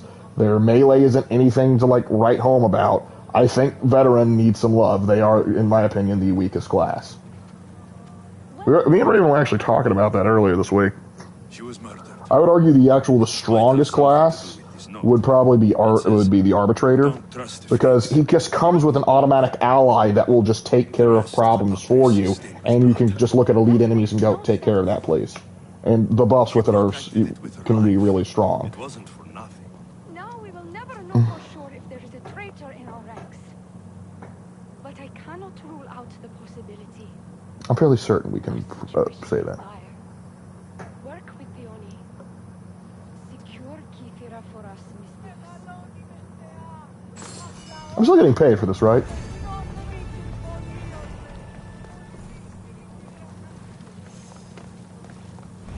I can't wait to play Dark Heresy when it comes out. I can't wait to play a heavy gunner interrogator absolutely mowing down hordes with the 40-year-old Brown. Yes. Yeah, I'm looking forward to Dark Heresy too. I need to actually go back and finish Rogue Trader though.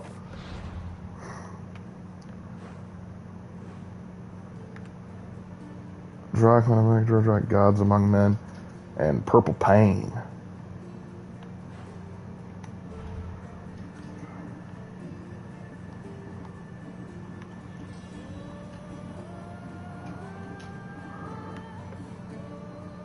Wolf, Eilorogine, Vulpegine, and Lagogine. Like I said, Lagogine sounds fun. Alright. Guess I gotta go around and do more work. I really wish I could get a Battlefield-style 40k Guardsman game. That's just shows how brutal it is, and you have to last 15 hours. It's only specific war zones, but yes. A Battlefield game or even like Battlefront 40k would sell so well. But I'm not sure right now if we could get the team from DICE that made Battlefield 1, I would 100% support it. I got a solution for you. Let's hear it. What's all this about? It's about adventure, thrills, danger, and untold fortunes. Uh-huh. I love a good adventure. If you've got the drachmi and the time, I've got a once-in-a-lifetime adventure just for you. Tell me more. I figured he was... Serious question line. How do I implement Ogrins into the Reckoning of the Wolves? I want them to be unofficial. Everything has a price. Pay up, and I'll give you a tablet with everything you need to know. I've got better things to do. You have no idea what you're missing out on, Mistios.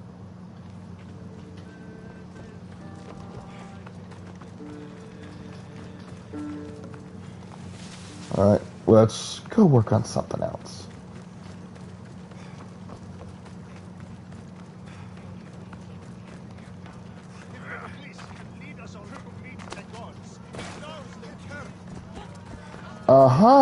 This guy.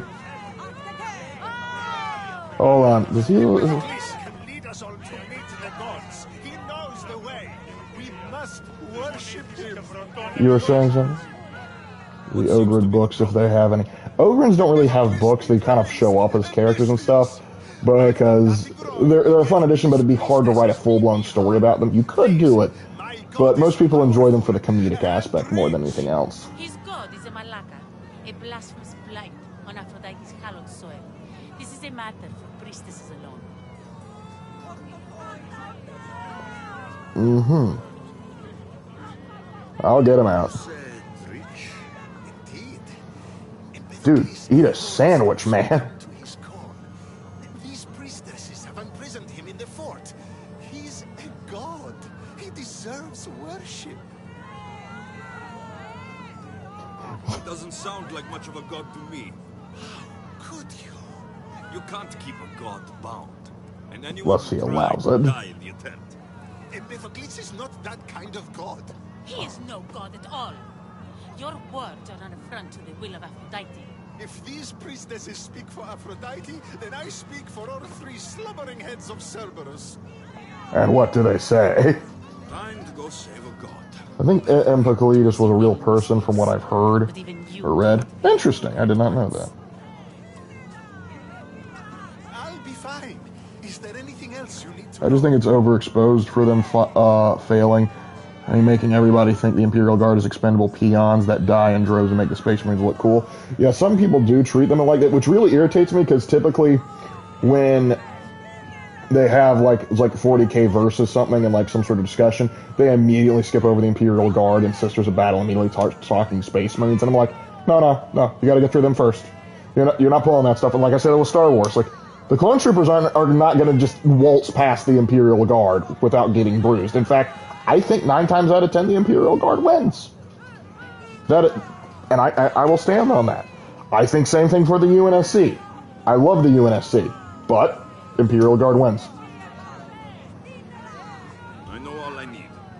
Your Empedocles will be freed. Even if he is impetuous. He's over there. It's your help.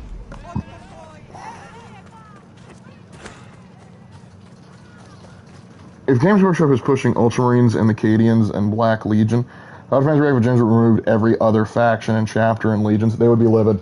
They will not do that because they know that's stupid. Was it the Blood Angels that said work with the Death Corps of Krieg? That work with the Death Corps of Krieg? Several Space Marine chapters have worked with the Death Corps of Kriegs in the past. The Dark Angels have, the Red Scorpions have, the Angels of Redemption have, the Blood Angels I'm pretty sure have, the Salamanders I know on one occasion had, and the Salamanders were not happy with their attitude. But yes, they have worked with Astartes in the past. They have no issue doing so.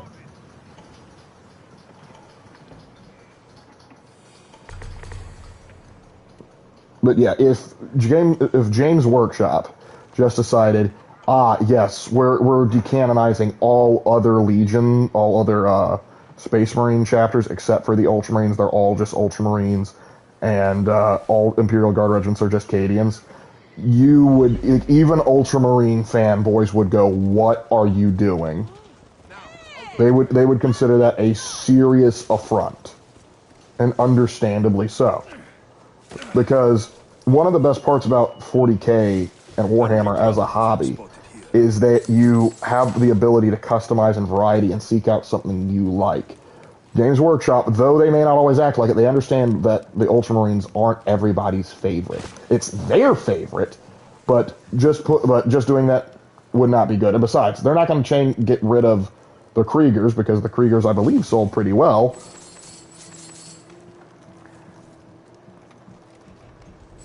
But yeah, I do, however, wish that they would draw some attention to other Imperial Guard regiments other than the Cadians and the model line, because the Catachans need their models updated yesterday.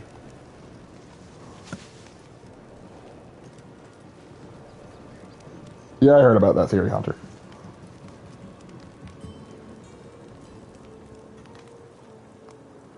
It's always a thought experiment, Jackson, when coming up with something new. Stop dying like psychopaths. Click trigger with a child fest. As you're going to live. That was not quite the argument that had. The salamanders were upset with their tactics, not because they were expending their own lives. I mean, they weren't thrilled with that. But, like, there was going to be human casualties in a lot of what they did. Not human, civilian casualties. And I forget whether he was a captain or a chapter master Tashan himself, and he went into the Krieger field office and said, "You're not going to do that because those casualties are unacceptable when we could try doing it another way." And the Krieger was like, "Okay, weird, but okay."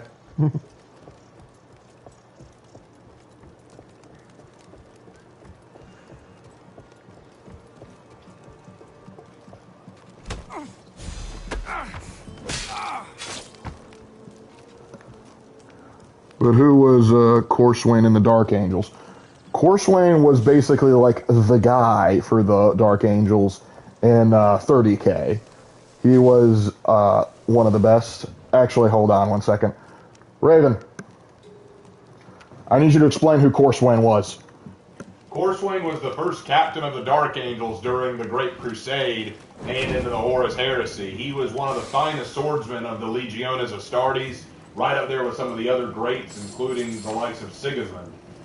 During the Horus Heresy, he actually broke off from the Dark Angels Legion, not because he was defecting, but because he'd been sent by the Lion to chase after, who was it? He was actually sent under chase after I think the Night Lords, or a group of the Night Lords, but then made his way to Terra, where he helped to save the Astronomicon with his Dark Angels followers. Yep. Very cool guy, and I believe he also saved the Lion on a few occasions. On 3 occasions, actually. Most people only know of the one where he saved him from Conrad Kurz, who was about to choke him out. But that was because they were both fighting when they shouldn't have been. But yeah, Corswain was kind of the man. Corswain was an incredibly cool character, and I hate that he doesn't get more attention. Yep. Don't get me wrong, I love Sigismund, but... Well, here's the thing. I remember reading somewhere that he was considered someone on the level of Sigismund, but no one ever talks about that. Yep. And that bums me out, because Corswain is my boy. I mean, we'll talk about all these other first captains, but not Corswain. Yep. And, oh yeah, the beacon's been like, "Oh, look, more baby seals."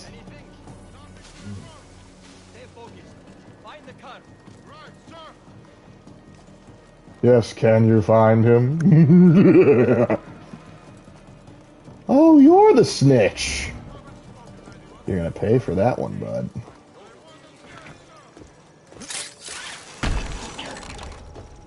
Can't believe you didn't notice that. Snitches get stitches, boy. Oh, that was a poor idea. That was a poor idea on my part. Storm Panthers, inspired by the Stormtroopers and Panzer tanks.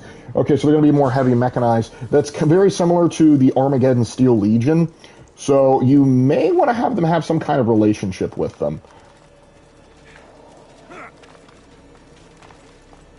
But if they're heavy into mechanization, my recommendation would probably be, they could be somewhat of an Iron Hand successor. They could do that. That would be fine. They could also be... You could also make it work for, I would think, Imperial Fist successor. But those would be the ones that I would think that would be big into, like, mechanization and other stuff like that. Particularly with the idea of tanks. Oh. You didn't see anything. Exactly, that's what I was thinking. Anyway, please die, won't you?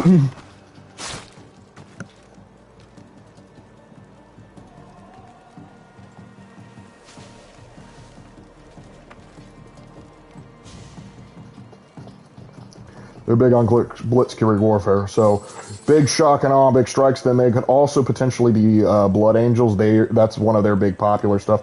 They are good at deep assault strikes. So you have a bit of an option. You can also go for the Space Wolves, because they're shock troopers. Yep. You have to glean into that German heritage. But here's the thing. You can break the mold a little bit with some of these. Well, tell him I says hi, won't you? But anyway, where was I? So, but don't feel like you have to follow like a thing. It's like Raven said, like when he first was getting into the lore, he's like, man, if you really like the Dark Angels, like, man, it'd be really cool if I wrote the story about a very benevolent Dark Angel that saves this little girl. And someone's like, no, that's a salamander thing. You can't let a Dark Angel do that. And no. And even today, even after I talk about that story, there's still people who are like, yeah, your friend's right. No. But here's the thing. You can have Space Marines that break mold, and there are chapters that do it. Like, there are Ultramarine successor chapters that look nothing like Ultramarines and act nothing like Ultramarines. Looking at you, Emperor Spears, I love you for it. And so you can work with that. There are Iron Hand successor chapters that aren't as psychotic. There are Dark Angels chapters that don't obsess as much about the Fallen. Angels of Redemption, anyone? Yep. And there are Blood Angels chapters that are completely psychopathic. So you got a little bit of everything around there. So don't feel afraid, because if you're like, hey, you know what, I would think that it would be really cool if these guys were like, you know, had Emperor's Children gene seed, but they were created during the Ultima founding, and so they're actually loyalists. You can go with that. Have fun with it. But if you're going to look into actually using Traitor Legion gene seed as well, I would also recommend looking into the Iron Warriors for that.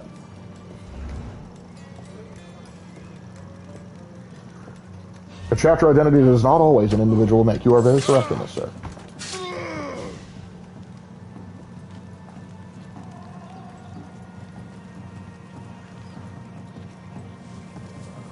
Hey, buddy. I know you came all this way because of the beacon. I just want to say thanks for the XP, man. Every little bit helps.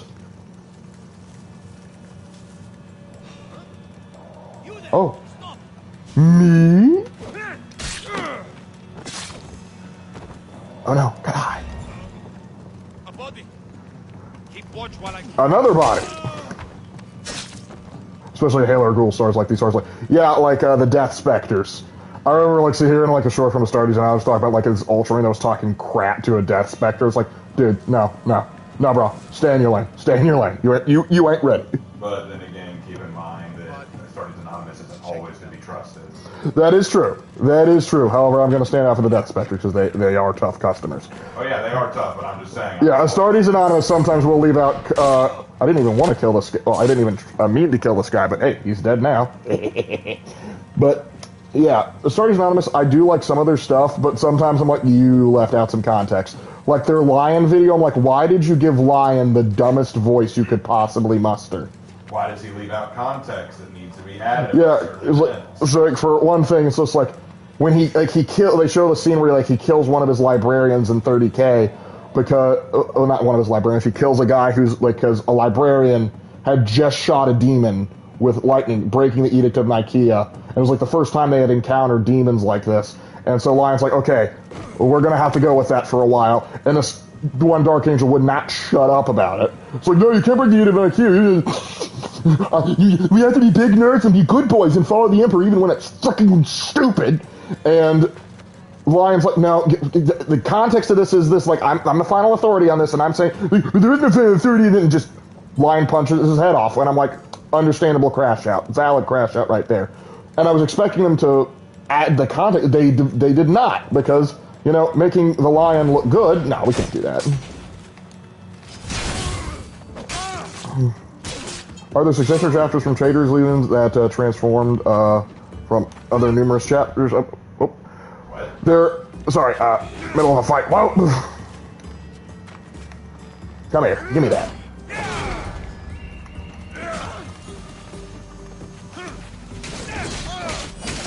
Successor chapters of Trader Legions or form numerous other chapters of every hero in the story tied to a legion? Well, yes. And no. Trader Legions don't have successor chapters, they have war bands. They do. Now there are some chapters that are rumored to be from Trader gene stock. Like for example, the Minotaurs, a lot of people think they might be Iron Warriors. The Blood Ravens have been suspected as being Thousand Sons. The Sons of the Phoenix are suspected to be Emperor's Children gene seed. So it is. Some people think the Kakaronons are Night Lords. Yeah, and there is evidence to back this up because Games Workshop likes to play around with that stuff. So you can go with it. And for some, we don't know, and that's where a lot of the rumors come in. Like one of the fan favorites, the Blood Ravens, as mentioned, we do not know their gene seed. And so you can, if you're like, I'm not sure I want to pick a specific one, you can say they are an unknown founding and unknown gene seed, and you can get away with that. The problem, Hunter Thomas, with your idea of making your homebrew from the 13th founding is the 13th founding is called the Cursed Founding. So you can't just say they're traitors. There has to be something bad about them. Yeah. A mutation, an issue with their mentality or approach.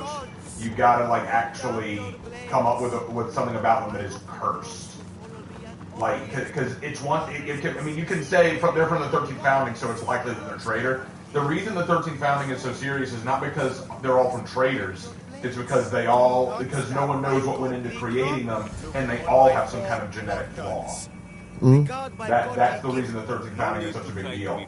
So you either need to make it an unknown founding, or if you're going to do the 13th founding, you need to give them a genetic flaw. Yeah, I would actually stray away from the 13th founding just because out of all the foundings, that's the one that's kind of like stands out. You have the second founding, which is the one where they break up from the legions, and then there's the Ultima founding, which is the most recent one. So I would, for the ease of like being able to slip into the lore, saying either an unknown founding or just picking a random, it's like, oh, they're from the 7th founding or whatever nonsense like that.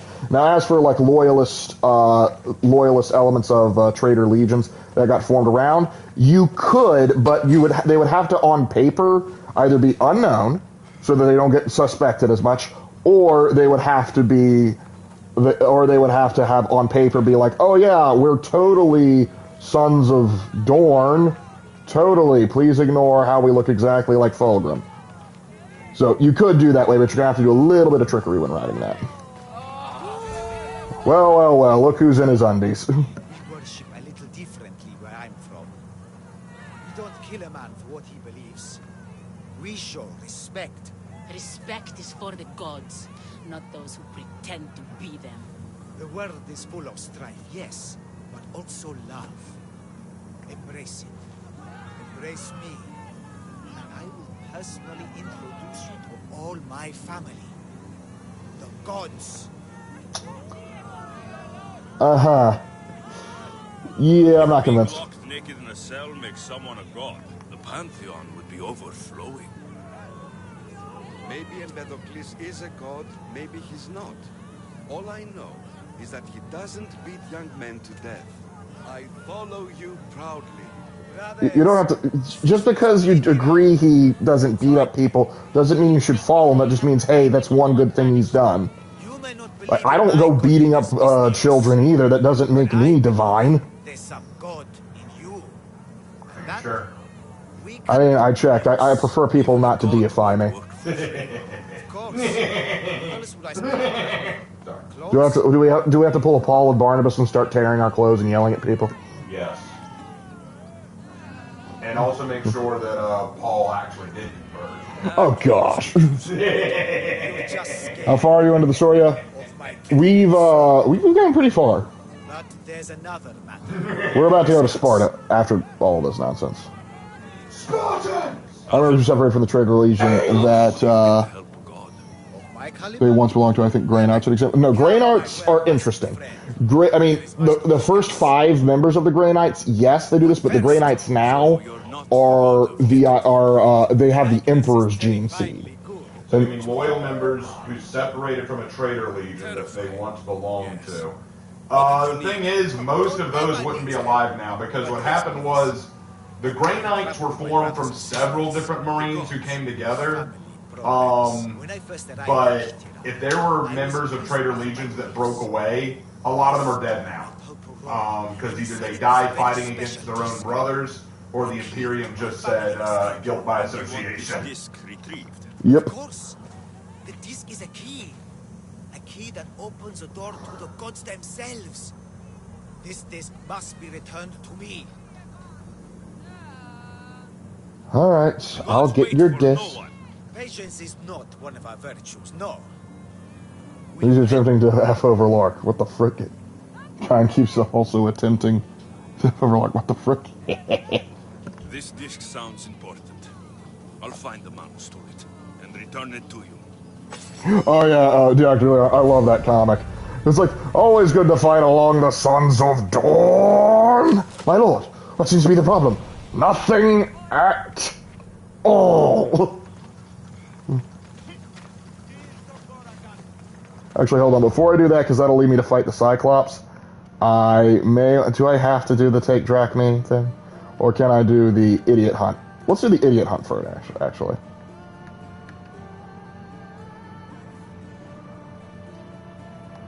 Just fast travel here. They're saying the Storm Panthers are former Death Guard. You could have it their Death Guard gene seed, but the way I would write it is if they are either made from Death Guard gene seed by someone like Belisarius Krall, or against Under the High Lord's noses, or they are loyalist Death Guard elements, sort of like Nathaniel Garo. I believe he was Death Guard, and that they kind of went undercover as being one of the other things, like maybe only like the top echelon of the chapter in the modern day knows their actual origins, but they keep around, and there might even be some contention with them there might even be some contention with Gilliman, because if he knows their actual things, he wouldn't do anything, but he would be keeping an awful close eye on them. I heard you were looking for idiots. I'm here. My husband. What's wrong with you? He's an idiot. Can't fix that. That's one problem I can't solve. I was just saying that. You thought you could make better Drachme hunting lynx. Yep, that was a stupid decision. We had on a bow. I haven't seen him in 3 days. Please, Mistios, will you find my idiot? Yeah, I'll go get him. Find your idiot, or bring him home. Thank you. He was last seen west of Scandia Harbor. Please, hurry. He's been gone a while. I should get going. You'll find him. I know it. How? Because you're not an idiot. You've known me all of 5 seconds, but you already know I'm not stupid. Good.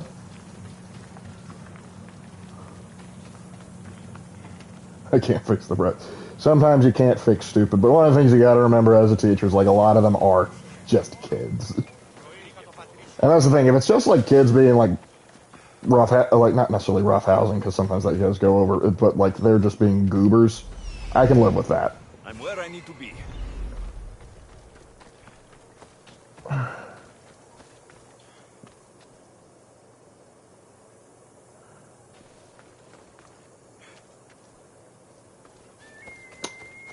Wander, I don't think that would work, because if they said, oh yeah, we're Sons of the Lion, the Dark Angels are going to immediately start investigating, like, okay, where'd you come from?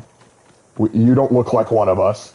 And keep in mind, if they try and get buddy-buddy and they find anything out about the Fallen, they would get, killed. I love people who assume that the Alpha Legion have infiltrated the Dark Angels. You have no idea how paranoid the Dark Angels are. Yep. Like, keep in mind, in Lion Son of the Forest, one of the Dark Angels says, and I quote, "The Alpha Legion likes to think they're the masters of secrets, but we knew things that would have curdled their blood." I like to think one of the things that they knew was when they would go, I'm Alfarius, they would go, oh yeah, I'm Omegon. And they would go, what? Well, keep in mind, the Dark Angels are so paranoid they check up on each other.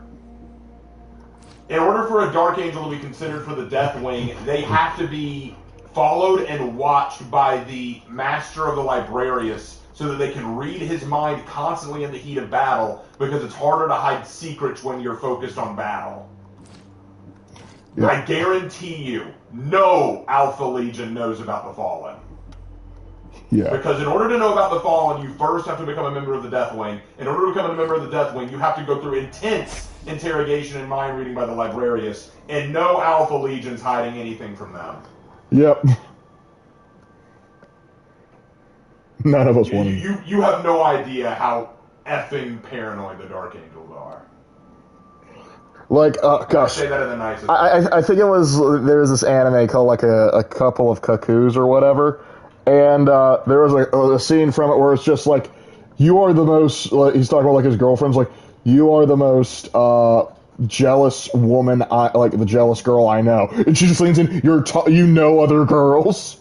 That is the Dark Angel's level of suspicion. It's like, oh man, I had a bad fall the other day. Fall? What do you mean fall? You trying to say something? Like, Asmodai, get him!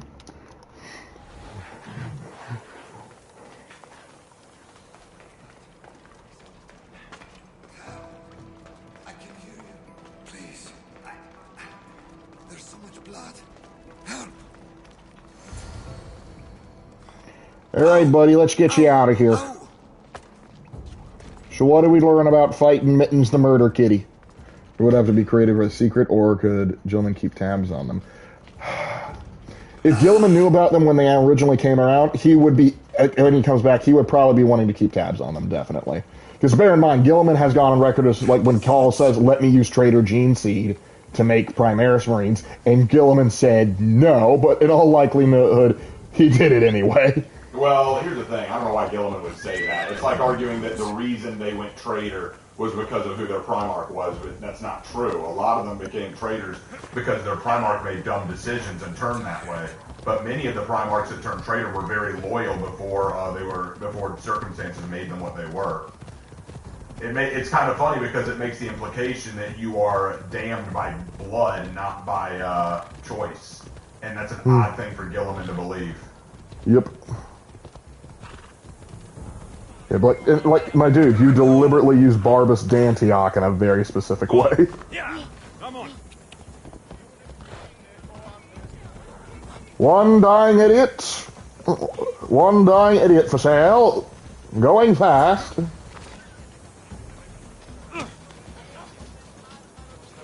There you go. Oh, I think he actually... Oh, no, he's fine. Missed your idiot. My love, you're alive. Oh, they're sweet. They like each other. Are we having links for dinner? Enough about the links. You go secret or monitor? I would go with, considering Gilliman's association with someone, I think monitor might be interesting. I would have only G-Man know about it, Call, and maybe 1 or 2 Inquisitors.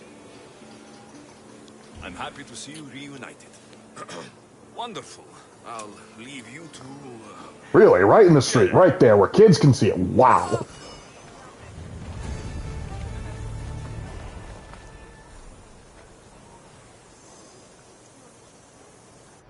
Alright, let's see.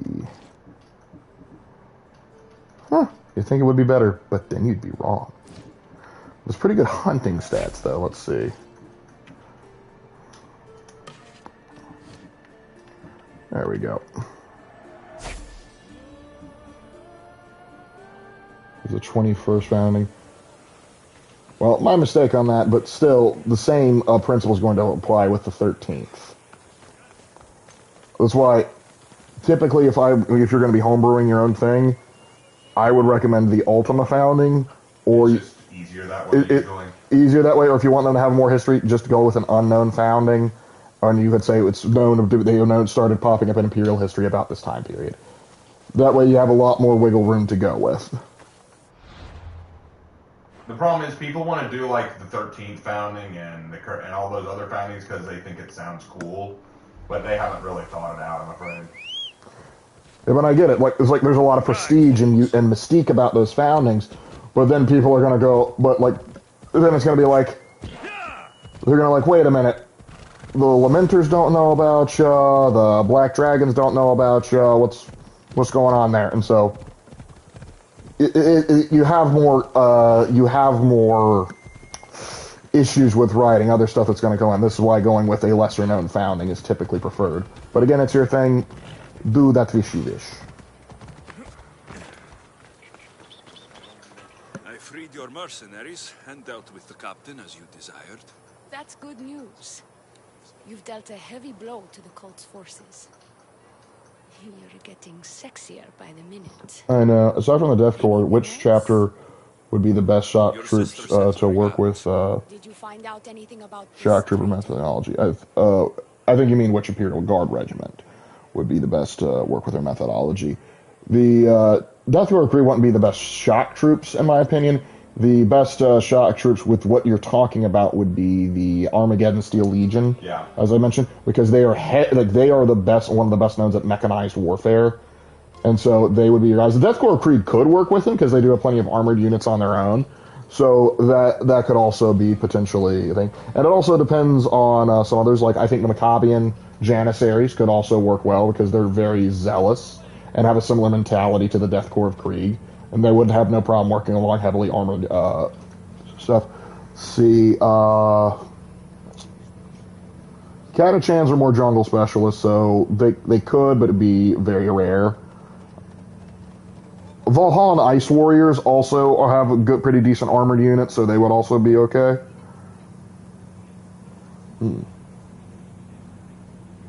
We may have proof of a traitor. Let's tell Your that. sister has definite proof of a traitor.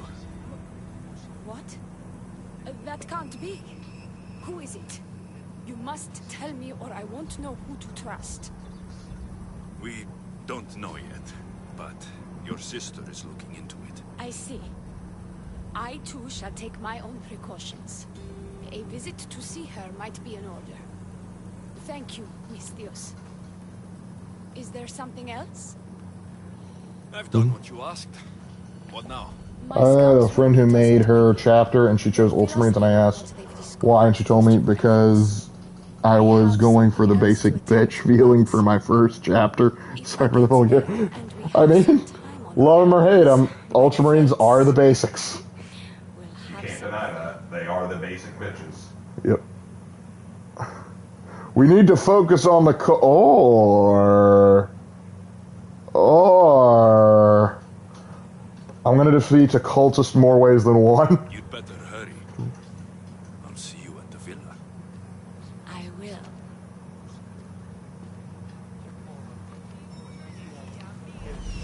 Icaros, find me my date.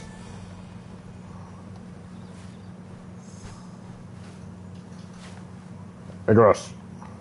Icaros. Fountain. By the fates.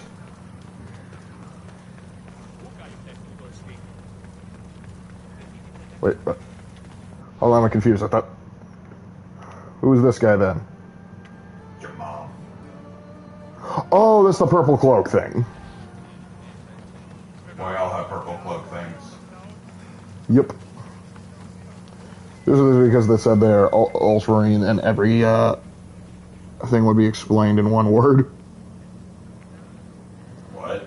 Oh, so because they're talking about like a homebrew thing where they were going with the basic bitch marine, and she was saying like, and they were apparently saying that the girl in question was saying all she has to do to explain everything to people like about them is like, oh, they're Ultramarine gene seed, and everyone would just go, ah, got it. Yeah, frankly, yes. Like you joke, but that's pretty much all you have to say about a successor chapter. So who's your what are your chapter like? Your Ultramarine gene seed.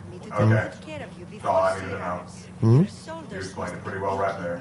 I'm sure I can help loosen you up before Theoni arrives. What do you mean by loosen up?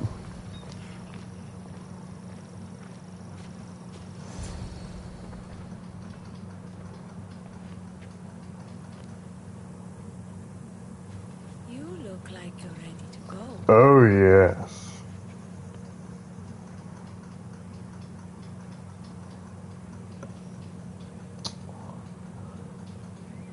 I don't think they show anything too scandalous, but if the stream suddenly ends, we'll know why. Or you'll know why. I don't think. Securing Kythera can wait. Good, because I can't. Oh my. Fade to black, very good, as it should be. She stepped on a Lego, that's why she was moaning there. Don't question that. Death by Snooster. Yes, quite a while ago. She was limping hard. Something about the scouts and their report. Theoni is done with you. Yes, she is.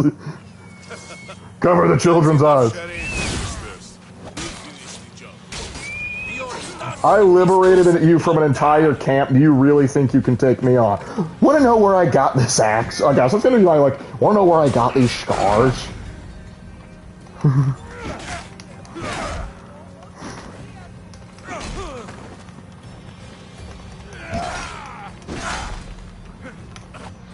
Oh, I accidentally hit that button. Woo!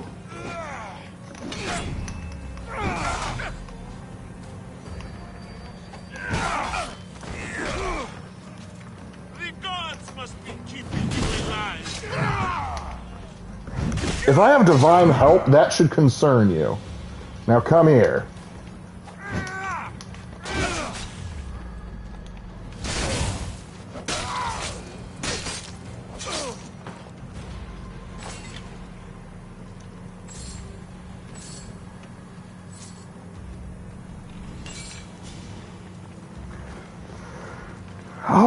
right. These guys are a lot more burly than the usual cult soldier. Yeah, they're the ones we rescued. What I mean is, which chapter would work with the... Oh, which chapter would work with the storm?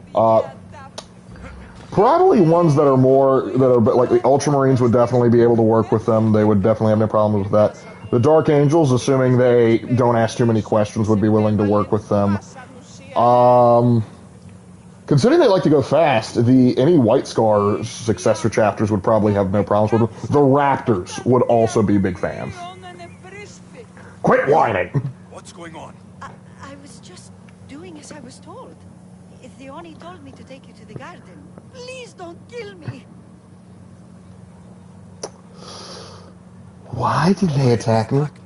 I freed these men myself. Theoni played you like she did the High Priestess.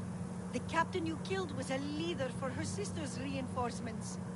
And the poison was to be used against you if you prove too dangerous.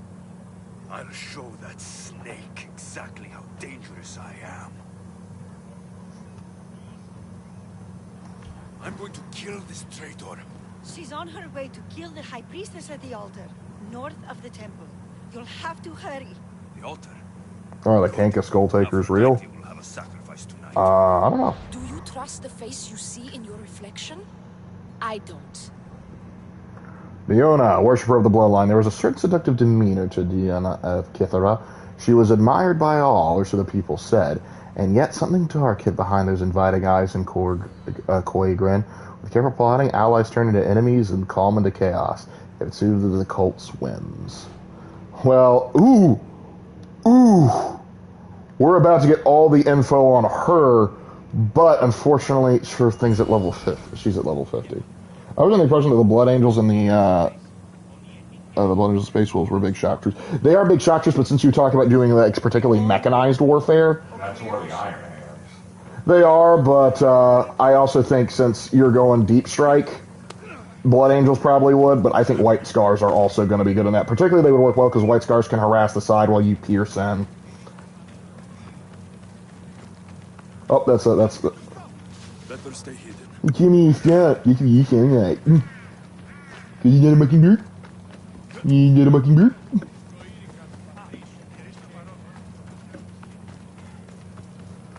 Like the cock skulls take others, a mix between caveman and Apache. Yeah. Huh? I must have missed something. Yeah, I don't think I've ever heard of them. I must ride. Since this is an island of Aphrodite, I must ride in fabulously.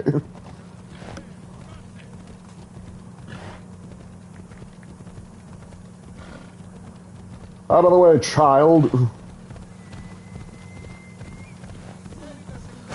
Oh, they're just... Oh, because that thing was coming from the... Okay, if they're just ground-level shock troops, yes, Blood Angels and Space Wolves would probably be their go-to. But consider the tank. How cultured they are. Yep. Like, what are they based on? Yep. Like, what's their culture look like? Because if their culture isn't compatible, then it's going to affect a lot. Mm-hmm.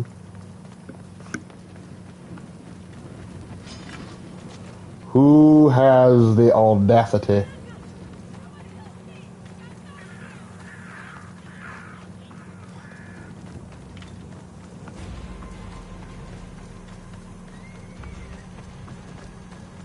Alright, in case I screw this up, I am not against save scumming.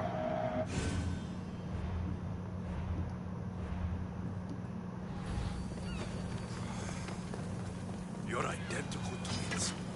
Don't move, or I'll cut you both down. Thank the fates. They were going to kill me and blame it on you. Who is this dude? Whose mans is this? Just some random ass cult guard. Come here. Come here. You wanted my attention. You got it.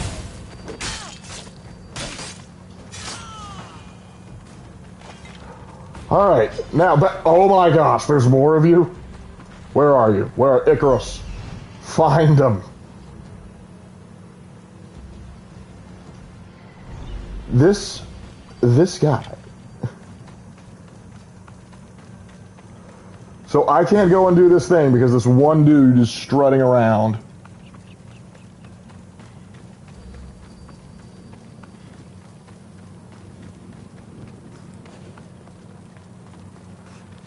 Hey, it's me you were looking for. You wanted to die, apparently.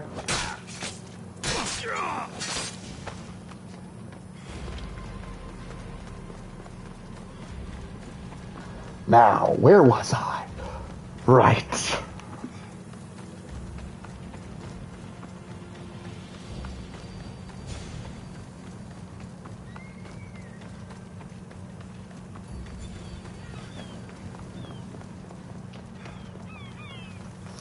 Where were we? I can't believe you're twins. She's always been jealous of my success, mercenary. Living in my shadow has finally broken her. Kill her now! Lived in my shadow! I loved you, Theoni. I never wanted to be your superior. Misthios, you must kill her before she lets the cult take over Kythera. It pains me, but it must be done. You wouldn't feel a thing, you monster. I'm not sure you ever have. Alright. The High Priestess will know what was in the note from her handmaiden. Do not trust the Fates! How could you possibly know that? Her end must have been so tragic she renounced the Fates.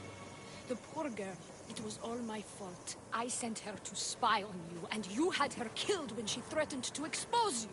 Don't listen to her lies. I am the High Priestess. Mm-hmm. I could What if I just kill you both? Maybe I should. Kill us both? You truly think they care which one of us lives or dies? She speaks true. By the Fates, with both of us dead, the cult will simply send their own High Priestess to fill the void. You would know what the cult would do, wouldn't you, Snake? Uh-huh. Enough! Slay Theoni where she stands. Do the right thing, Misthios. Slay Theoni. Shut up! Okay. Right. I see right through you, Theoni. It's over. By the Fates, I'll kill you both!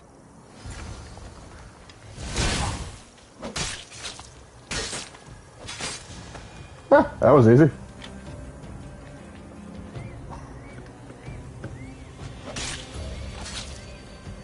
The world's better off without you. Yep, we got him. Oh, and the armor of the immortal, finally.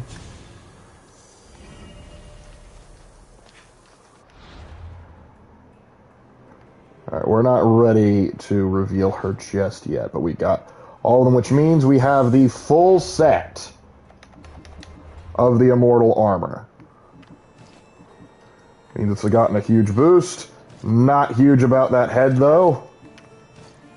Maybe he's just got a big head. Ah!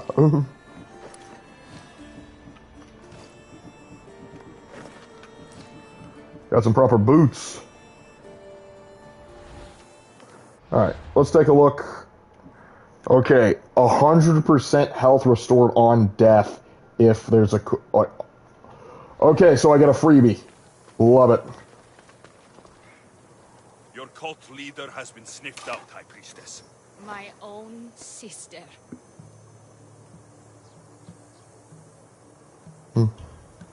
Oh, siblings. He knows the feeling. But I loved her too. I know how that feels. You've secured Kythera for me, Misthios. Now, about the cult of Cosmos. Good thing I killed the right priestess. Indeed.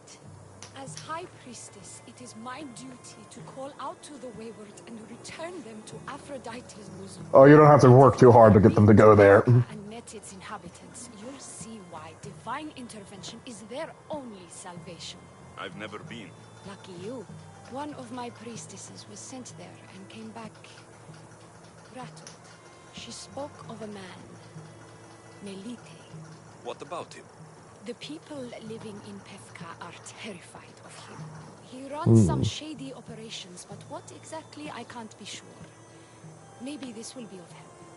Thank you, High Priestess. Now, if you'll excuse me, it is time to rebuild. Here.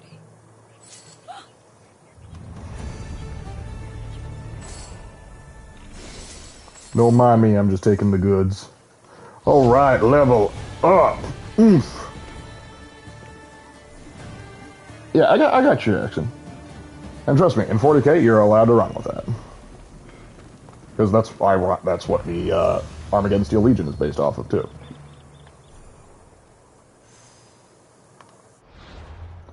Alright, what to upgrade? What to upgrade indeed? I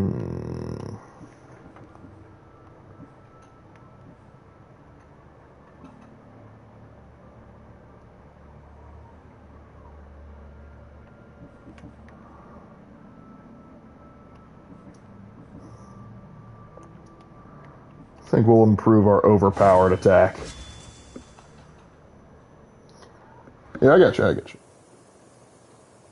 Lark, who would ever chosen be more successful than Abaddon? Are you asking who would be, like, if they had just a regular Everchosen? Or are you asking if, like, they had Archaon? Well, Archaon, the plot literally bends for him more than Abaddon, so I'd have to pick him, but, yeah. Alright. We've got some other stuff to do on Kefera, but, we may save that for next time, because it is, getting late, and I got work in the morning. So once we get to the top of the temple, we'll probably call it there. But this has been fun, and I look forward to doing it again with all of you later. Alright, we have arrived. Bueno. Alright, ladies and gents, y'all have a good night, and I'll see you probably next Thursday is when we'll do the next one of these streams, unless something else weird happens. Alright, dude, guys, take care.